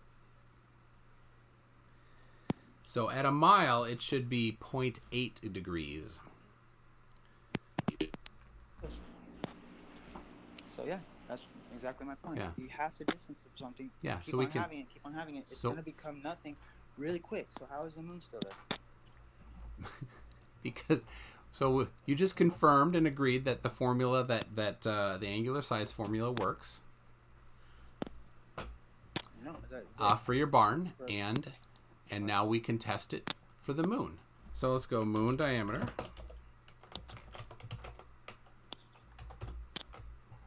Moon diameter 2,158. And its distance is the same as before, 238,900. All right, so let's see if that works. 2158 238,900 times 2 divide arctangent 2 times. What do you know? Let's see if we can get that. 0.51 degrees.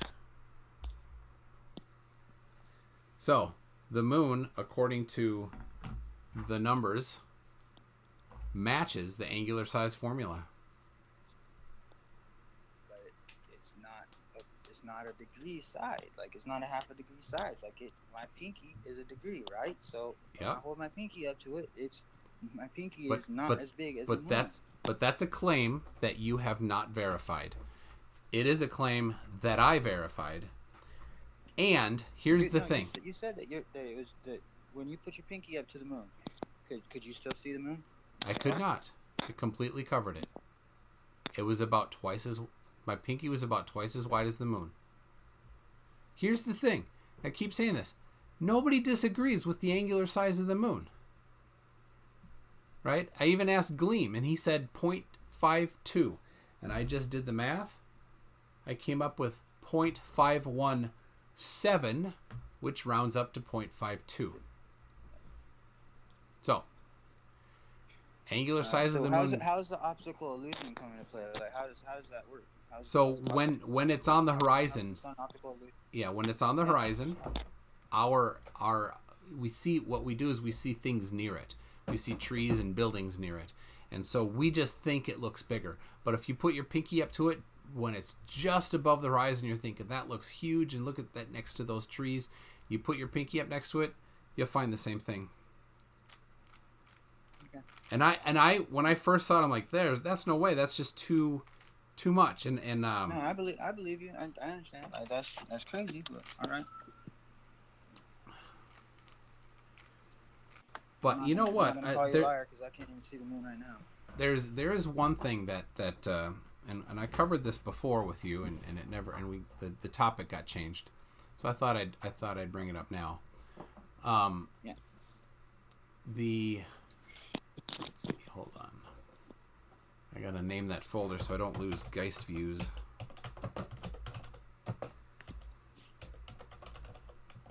we go, Geist views pictures. So on the day of the equinox, right? That happens twice a year. Mm. And all right, I want to get this.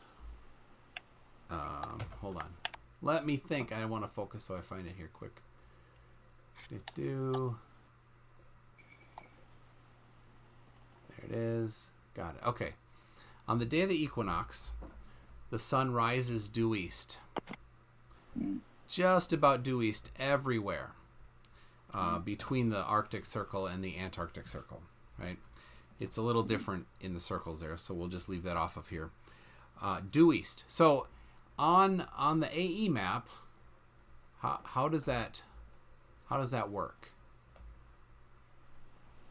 or on any flat Earth What do you map. mean? It's the same distance from everybody. That it's still coming up that far away from everybody. It's not distance. We're talking about angles again. Well, yeah, it's still the same. Still the same angular size. It's not angular size. It's the angle. So here's the deal. When you due north is 0, due east is 90, due south is 180, due west is 270. Okay. Okay. So that's the angle. It's the real term is your azimuth angle, right? So I have on the screen now a view from the equator at 20 degrees east, which is in the middle of the Democratic Republic of Congo, right? Sun rises due east there. It also rises due east at the tip of South Africa. And it also rises due east up in Sweden at 65 degrees north. So how is it that all three places can see the sun rise due east? Because east and west is a circle, like it's a curved line. But that doesn't make sense. So yeah, like what doesn't make sense about it?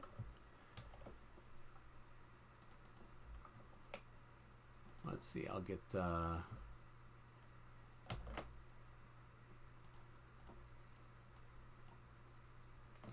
So, on this picture here, we see if the sun is on the equator. Now, I straightened the equator here, but it doesn't matter if it's a small and local sun, and we're looking at it, and so that black dot there in the middle of Africa there, that's on the equator, and it makes sense for them to see it rise due east, right?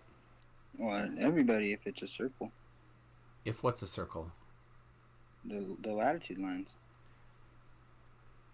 If the latitude lines are a circle. Yes. But the sun is in one place, right? So no, the sun rotates above us. No, but at sunrise. Right? At sunrise, when you're, I don't know if this is going to be, you're not going to understand it. I don't know. At sunrise, it's in one place. But everybody on that black line, it's sunrise at the same moment, right? They share the same time for the sunrise. And everybody on that black line looks due east and sees the sunrise due east. Because it's a longitude line, is the black line. And you're looking down a latitude at it. It's always going to be at the same, because it's all at the same point. Like, what are you talking about? Like, it's rising from the same place. Yeah, but now if you look up at the north part of that, up in Sweden, the angle from Sweden to the sun is what, according to this map?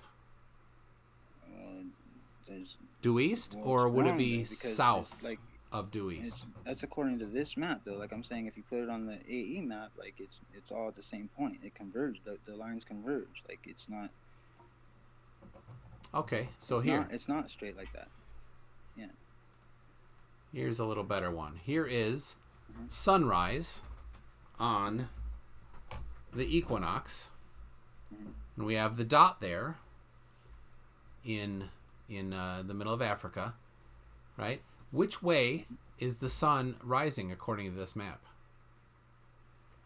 for them? Well, they can't see it yet. No, at sunrise. This is at sunrise. I put the sun there 90 degrees ahead of them, which would be at sunrise time. So this is when the sun is just first visible for them. So what angle would the sun rise for the people in the middle of Africa there? Let's see. No, that'd be the two. That isn't. It'd be 90 degrees. No, 90 would be straight to the right. That's 45 degrees. 45 degrees. Okay. Yeah. So you got 45. 90, this map suggests that the sunrise should be 45 degrees, as viewed from the equator. In actually the equator anywhere. 45 degrees. So that's directly to the east, right? No, 90 degrees is directly east.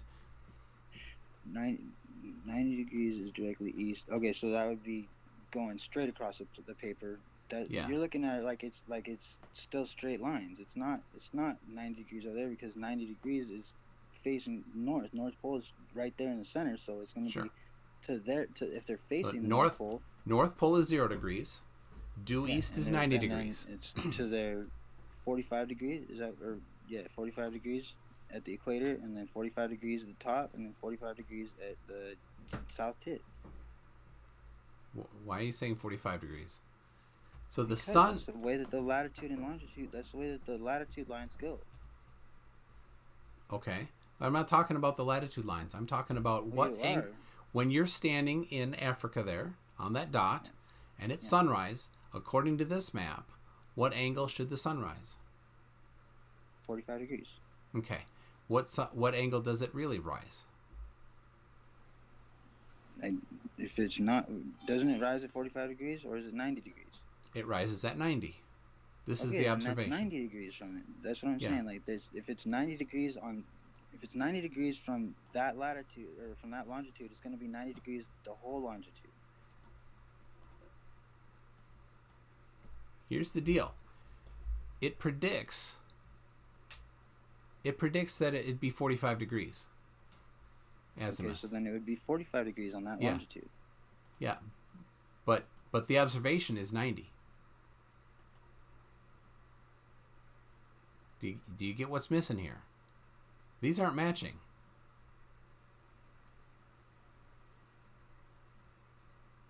I don't understand. Okay. Yeah. You're looking at North Pole. No, we're not looking at the North Pole. Down that longitude, because the longitude line is straight from behind you from Antarctica, straight across above you, and then to the North Pole is your longitude. So everywhere on that longitude is going to be Oh, I see what you're saying. So then it would be a little bit slanted for the people that are up. Yeah, people that are farther north, according to this map, would have a closer to 90 degree sunrise angle, and people farther south, like at the southern tip of Africa there, would have an even shorter degree, 30 degrees or so would be what this map would predict for their sunrise angle. Can you show the lines coming from the longitude to the sunrise? The lines coming from the longitude. From the south tip and then the north and then the equator? Like the observed? Yeah. So there's the observed sunrise from the southern tip of South Africa. No, I mean, can you draw them out? Like you were just drawing on the other one. Can you draw them out? Draw out the angles? Well, the line from the angle. These are images that I made earlier, so I don't have them. Oh, that's not the right one. There it is. So I only did the prediction for the equator there, and here's the thing: it doesn't need to be just Africa. Everywhere on the equator, on the day of the equinox, sunrise is predicted, according to this map, predicted at 45 degrees, but that's not observed. Well, if you're looking at it on a ball, then there is no. No, I'm not looking at it on a ball. We're looking at it on a flat map. I get that, but I'm saying like there's it doesn't work either way, because on a ball, like you're looking at it, you're still like there is no west from the North Pole. You can't go west of the North Pole. Like if you're at the North Pole, we're not doing anything. I prefaced this entire thing with all these observations are between the Arctic Circle and the Antarctic Circle. Okay, so we're not talking North Pole. We're talking between the latitudes of 65 north and south about. Okay? Is the angular size of the sun the same on all those places, or is it this isn't about angular size either, but we can certainly talk about that if you want, but that's a whole different thing. Right? So the AE map predicted sunrise for the equator is 45 degrees. The observed sunrise is 90 degrees. right? So here's what's observed. I got that image on the bottom from suncalc.net pointing due east for the sunrise and due west for the sunset, and then the numbers from timeanddate.com, due east and due west. All right. So here's the thing that doesn't work. Due east and due west is not the same as your. I don't know. Maybe I can't wrap my head around it, but it seems like it should be the same at all places. It seems like if each box is equal geographic size, then it would be all in the same. It would be all to your east and to your west. So yeah. See, you're still you're not reading it like a graph. You're reading it like a circle when it's not. Like, I'm reading it like a map. Is what I'm doing. Yeah. I'm reading it as if it's an accurate map. So you're saying it's not an accurate map. No, I'm saying it is an accurate map if you know how to read it. If there's no if you know how to read it to that. Because it's a graph. Then it's not an accurate map. Make up your mind. Yes. Is it an accurate same map? Size.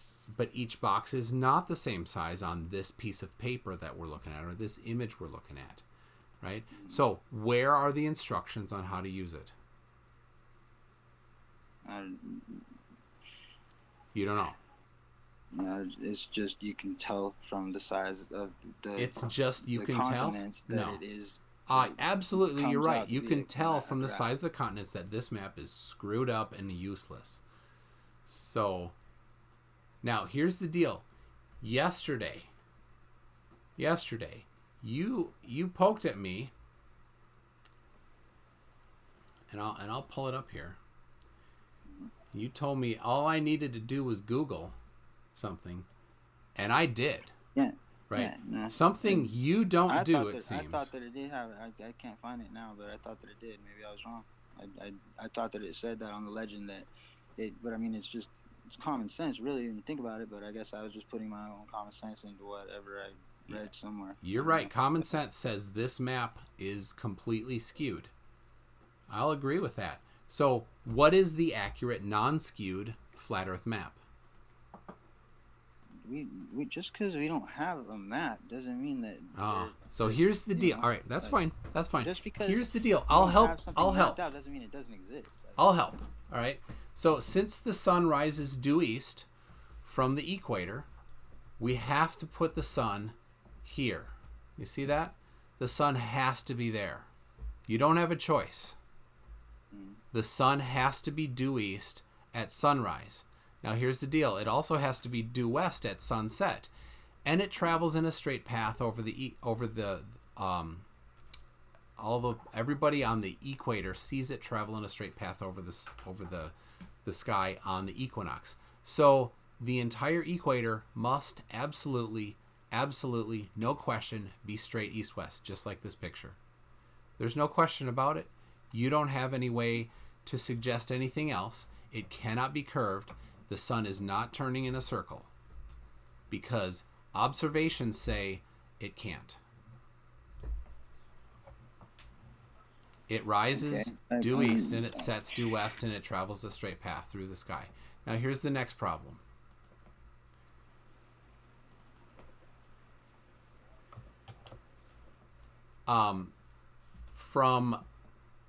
And I don't have these images in here yet as a work in progress, so I will show you again here. South Africa sees it due east. Sweden sees it due east. It's a little bit off because of this is showing the actual sun's first visible time, not the actual center of the sun. So, wait, what's the difference? Well, when we look at the sun, we're looking at the geometric center of the sun. That's what we're talking about for rising and setting in this particular instance. But this timeanddate.com and suncalc.net use when the edge of the sun is first visible and when the edge of the sun is last visible. So it's slightly off in the extremes north and south. But I'll concede this point. Here's the deal. Hold on a second. I don't have the knowledge about the sun. I don't ever really claim to know that much about but the here's sun. The thing. But this is simple stuff. I concede it to you. It to you. But I want to point now because you've been bringing up point after point after point. Like, can I bring up one? I'm almost done. All right.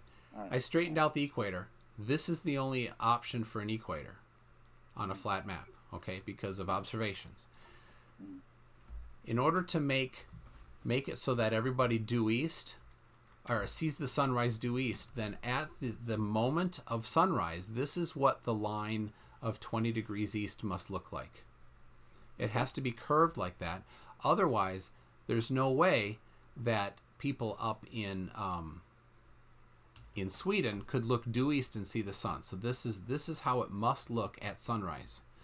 The problem is at sunset. If you say so, yeah. I don't at know. sunset, it must be I don't know curved. that much about the sun and stars. I never really claim to, but At I'll concede sunset, that it point to you, must 'cause be I don't curved have the that other knowledge. direction. Well, all right. So if you're conceding that point, then what you're doing is you're saying that the Earth curves. No, I'm saying I don't throughout the understand day. that, but here's something I do understand. I understand that if you get closer to an object that is a heat source, the closer you are, the more heat it will produce, and the farther you are, the less heat it will produce. Can we agree on that? Yeah, this video you did, it is ridiculous. Yes. Okay, but Yeah. Go ahead is that wrong? Am I and wrong about that? No. But the conclusion you're about to make Okay. from it is ridiculous. So go ahead. Okay. It's good For sure, comedy. For sure. So, well, yeah, no, because if you're saying that the moon or the sun is 93 million miles away, which is what you'd have to be saying if you agree with space and all that. Yep. So 93 million miles away, and the equator has got a different temperature than Antarctica, say, or farthest away from where the sun touches.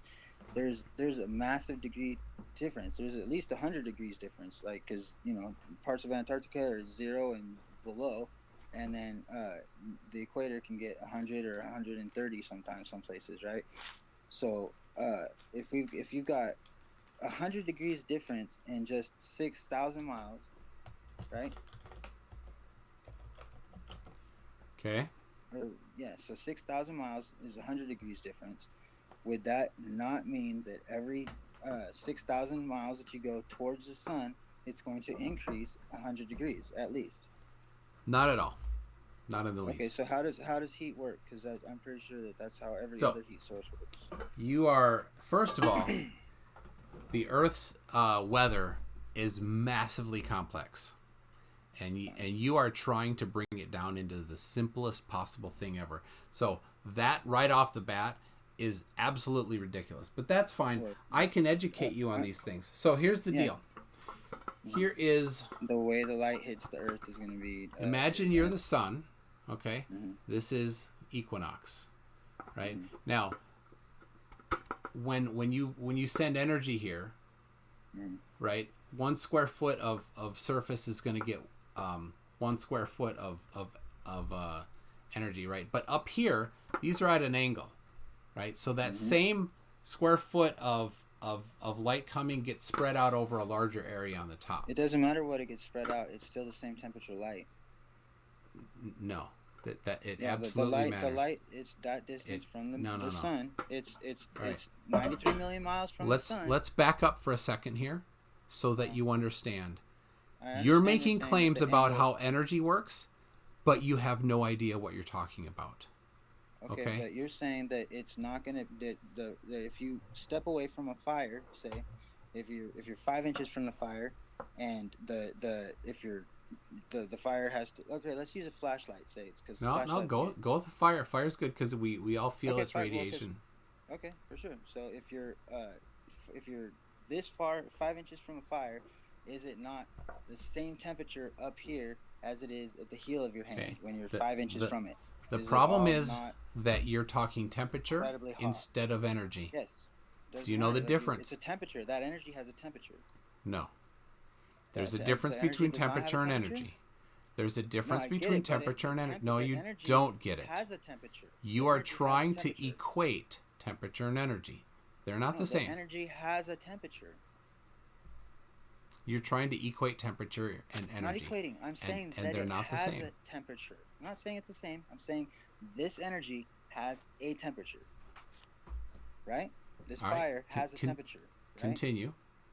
Okay, so if you're 5 inches from the ball of fire, say it's a burning ball of fire, just like the sun, is 5 inches from it, are you going to still feel the same temperature even though it's hitting your hand a little bit slightly. You're going to receive less energy. It's going to be the same temperature energy though. No. That's the wrong way to look at it. And that's where you're making the mistake. You can't show me anywhere else where the energy is a different temperature just because it's slanting and the rays of light are hitting. It doesn't matter. It's still the same temperature energy. All right. You just said I'm sorry. that energy does have a temperature. You're not qualified to have this conversation. I'm not trying to be mean. I'm not trying to be mean. You don't understand well enough. You can't tell that the fire is going to be the same temperature 5 inches from it, or 6 inches from it is not going to be that big a difference. And that's why you reiterated again to me and to the entire audience why you're not qualified to have this conversation, because you don't understand the difference between. You don't. No. I'm not talking about. Then qualify me. I'm not talking about the difference between whether or not you have a degree, whether or not you have the proper education. I'm saying you don't have the understanding of it, and that's why you're not qualified. That's fine. Okay. You obviously do. And and this isn't remedial energy versus temperature time. Okay. Again. No. Look, it's. I said a simple fact, and you agreed that the energy has a temperature. It's a simple statement. Everybody can agree with that. The energy has a temperature, right? Energy and temperature are not the same thing. I didn't say that they were. So you are. Energy has a temperature, though. That's not how it works. I'm sorry. It is how it works. Energy has a temperature. Yes. All energy has a temperature. Describe it like he's cooking burgers on a grill. Yeah, people, audience, how do I explain it? Yeah, please, audience. And then show it happening where energy doesn't have a temperature. Yeah, they're separate things. Huh? What? Energy and temperature are separate things. Describe it like he's cooking burgers on a grill. Energy has a temperature. I'm not saying that you keep saying it. Stop saying it. Energy has a temperature. You don't understand it. I'm not saying energy is temperature. I'm saying energy has a temperature. Whatever the temperature of the energy may be, whatever energy you're talking about, it will have a specific temperature. Right or wrong? Wrong. You can't answer. Okay, so what energy doesn't have a temperature? Energy and temperature are different things. Great. What energy does not have a temperature? I can't bail out before it's too late. Dude, it's 2:30 in the morning. Burger over flame will burn. Burger off to the side just heats up. Yeah. Fine. What energy doesn't have a temperature? Wait, who's Brainy Beaver Space E?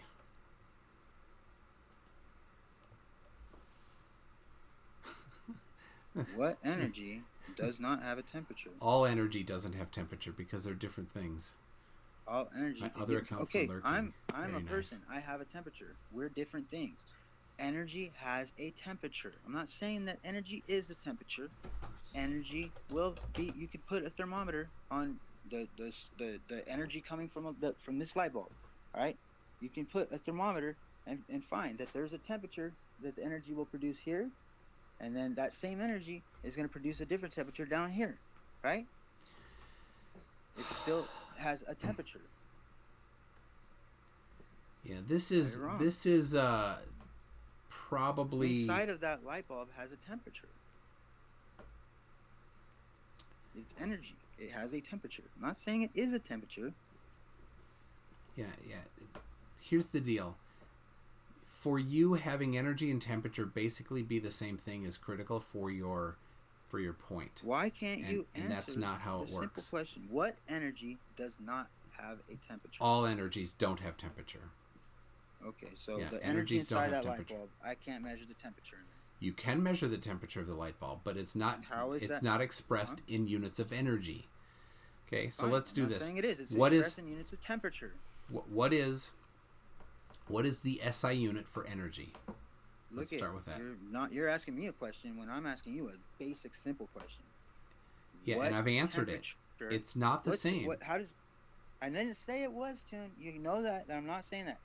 My dog is not the same as temperature, but she has a temperature. Okay, I'm not saying they're the same thing. My dog is a dog, and energy is an energy, but she has a temperature is temperature. My dog has a temperature. Energy always has a temperature. No. Yes. What energy doesn't? The energy All. inside that light bulb has a very hot temperature. All energy doesn't have a It's over temperature. 100, I'm sure. They're separate things. Great, they're separate, but they have. My dog is separate from temperature. I'm not trying to be mean. I'm not trying to be rude. I know you're not. You don't understand this well enough. So here, we're going to have to back up so that you understand the difference between energy and temperature. I get there's a difference. I just said that I'm a person. I'm not temperature. I'm different than temperature, but I have a temperature. So a gust of wind is energy. I like this. A gust of wind carries energy, but it has no temperature. You can measure the temperature of that wind. Yeah, but it's separate. You can. You're right, it is separate, but it has a temperature. You can take a brick on the ground and pick it up and put it on top of a shelf. You added energy to that brick. Potential energy. And gravitational potential. Next to it to find out what the temperature is. Can you not measure the temperature? You can measure the temperature. And it's a separate thing. And here's the deal: you can take a brick that's 0 degrees. You measure the heat in your arm. You that's can the energy. The energy being produced is not from the brick. Listen to this. It's from your arm picking it up. You can take a brick that's 0 degrees Celsius on the ground, pick it up, put it on the shelf, and the energy will be coming from your arm, not the brick. And, it will be coming then from your arm. when you can measure the temperature of your arm. On that shelf, the temperature. Oh my gosh! All right, you're going backwards. Okay, this is pointless. You don't understand energy. The energy is being produced energy. inside of your arm. The energy is not being produced from setting it on the shelf. No, it's being produced inside of your arm to make it go to the shelf. You're trying to say that the brick being on the shelf is energy somehow. No, that's not. No, it has stored more potential energy. What? No, potential. No, whatever you want to say, potential. Fine. The energy being that you can measure there is inside of your arm. Oh, Dora, you forgot the air friction heat increase. Yes. Either way, if it's know. 93 million miles from Earth, then it changes temperature from the equator to Antarctica, which is only 6,000 miles. When you get to the moon, say like the astronauts claim they went to the moon, except for that's 100 plus 100 plus 100 plus 100. Every 6,000 miles is another 100 degrees at least. It should be exponentially increasing. So I'll give it to you. Basically, you can just go 100 degrees still. They would have melted by the time they got halfway. So you think the moon is always closer to the sun? Nope. No, I'm saying when it is okay. If it's on the opposite end of the spectrum, then it would be minus 100. Yeah, minus 100, and minus so 100. here's the thing. They Here's another term we brought up before. It's inverse square law. So say inverse square law, all right? And then what we do is we take the amount of energy, not the amount of temperature, the amount of energy that the sun outputs, right? Fine. And then you're still ignoring the temperature of that energy. And I absolutely will, for the rest of eternity, everybody who understands temperature and energy will ignore it because they're separate things. So and what you're asking about, you're the only person who doesn't understand it and claims to, right? You can measure the difference in temperature. And yes, it is a massive difference. What happens is there's a difference in temperature because there's a difference in energy. Yes, I know, because the energy has a temperature. No, it doesn't. Okay. Yeah, it does. It has a heat. So, yeah. Heat Sean G, on the moon. Is by definition energy, and it is measurable by temperature. Heat is by definition energy. Yes. Citation, please. Radiation. No. I'm gonna ask for you the citation, and radiation isn't a citation. Radiation is energy. No. Yes. All right. So where's the website? What website? Like radiation or the is energy. link you to disagree say, yeah. with that? All right. So here's Sean G had a good point here. On the moon, it was 280 degrees below zero.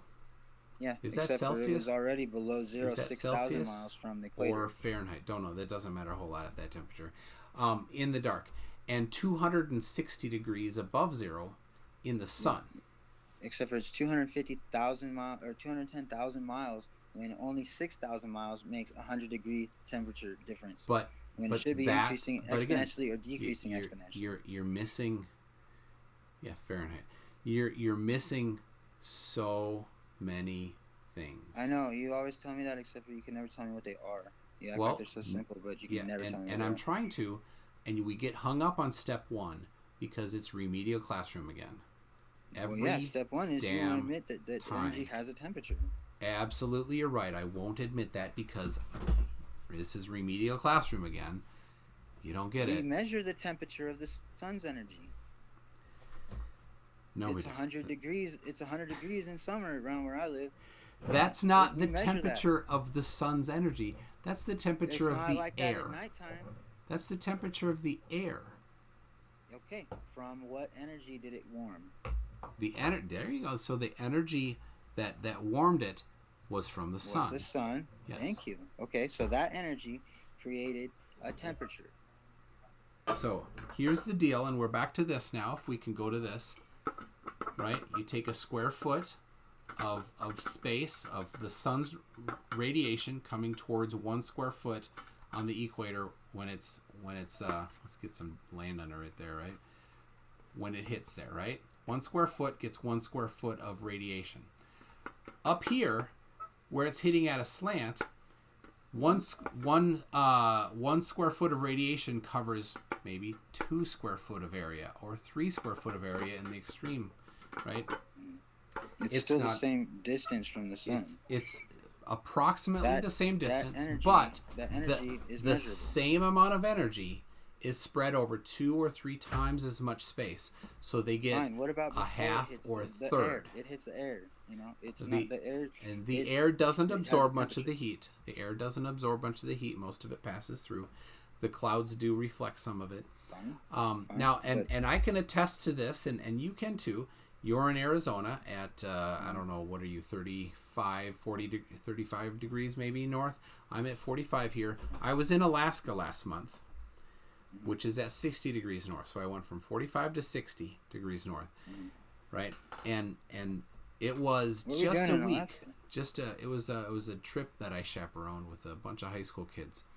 So it was just a little bit after the solstice, right? So the sun was going down at like 11:30 to 12 at night. In the middle of the day, right? Now, so there's no clouds a couple of the days, and it's the middle of the day, and the sun is hitting me directly, and I'm like, hey, this is kind of comfortable because it was cold before, but it's mid-July. When the sun hits you in mid-July in Arizona, what's it like? No clouds. Hot. That's hot, right? Mm-hmm. So this is mid-July, and it's not that hot. The sun's hitting me, and I'm like, this is pretty nice. From the sun. The distance to the sun was hardly anything, right?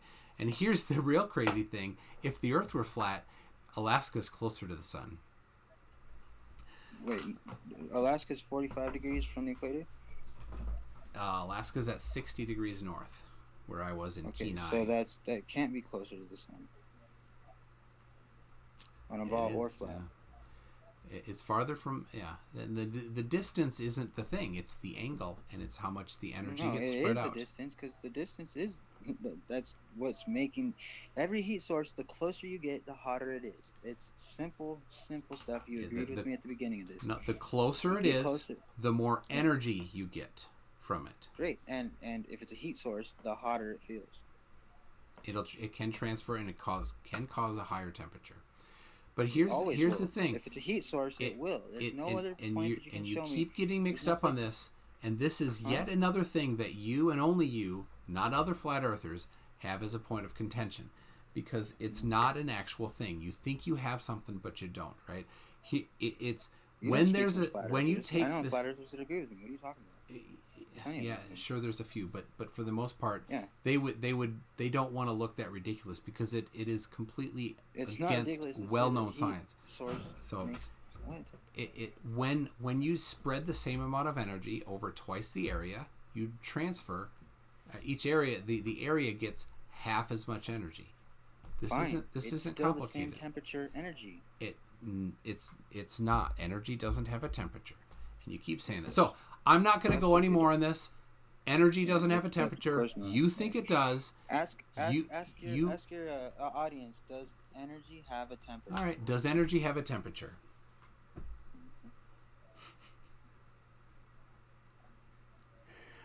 They've already been answering. No.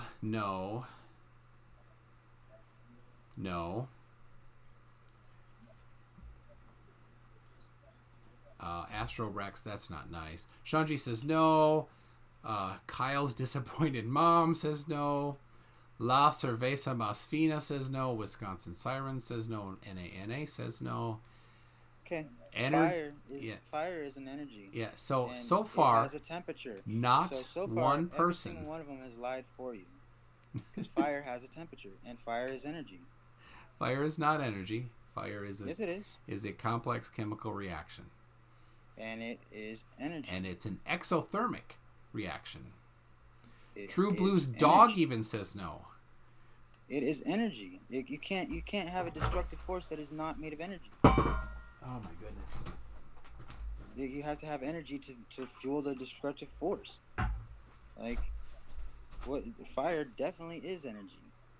There's energy in fire, absolutely. There's energy happening. Your person, it is. You have a temperature because you create energy inside of you from is food. An exothermic reaction. The temperature due to energy. Yes, it emits energy. Absolutely. Energy has a temperature. I'm sorry, it doesn't. So and nobody agrees with you. So and you have a temperature. Yes, but that is not energy. It is energy. That's what produces the temperature. Okay. Without energy, you wouldn't produce a temperature. I'm not doing this anymore. You're going to need to go to actually a class or something. It's like as simple as shit. Yeah, you think it's simple, but you're absolutely dead wrong. Okay. You're completely wrong about it. And yeah. Sorry. I'm not trying to be rude. If you were to just say, wait a second, maybe I'm wrong, and then try to educate yourself on it. I do. Right? I was like, wait a minute, maybe I'm wrong about the ball Earth. Believe me, I'm the first to admit I'm wrong. I don't think I'm that intelligent. I'm just saying, like, there's simple things here that there's nobody's able to argue against unless you say no, energy doesn't have a temperature. Sure, you can say that, but every single energy has a temperature. Every single heat source has a temperature because it is made of energy. Oh my gosh! All right. What refutes that? It's just it's one of these. You're so wrong. You're not wrong. It's just ridiculous. Right. It's just that you don't understand these. You don't have the basic foundations to what you're doing. And I understand that you didn't. Like, I can understand you did no. Listen. You didn't take physics class ever. Didn't have to. I know that heat is hot. I get that. Yeah, it has a temperature. Right. If it's not hot, it won't. That's fine. You don't get it, and I'm not gonna belabor the point anymore. Well, if we can't even agree on that much, then we might as well just call it. Nobody in the world that understands anything is going to agree with that. And again, I'm not trying to be rude. This is it's just a ridiculous claim. So, but heat has energy. Physics 101, heat is hot. I just want to make sure everybody understands that's what I think, that heat is energy and it has a temperature. Yep, we understand that you think that. So okay.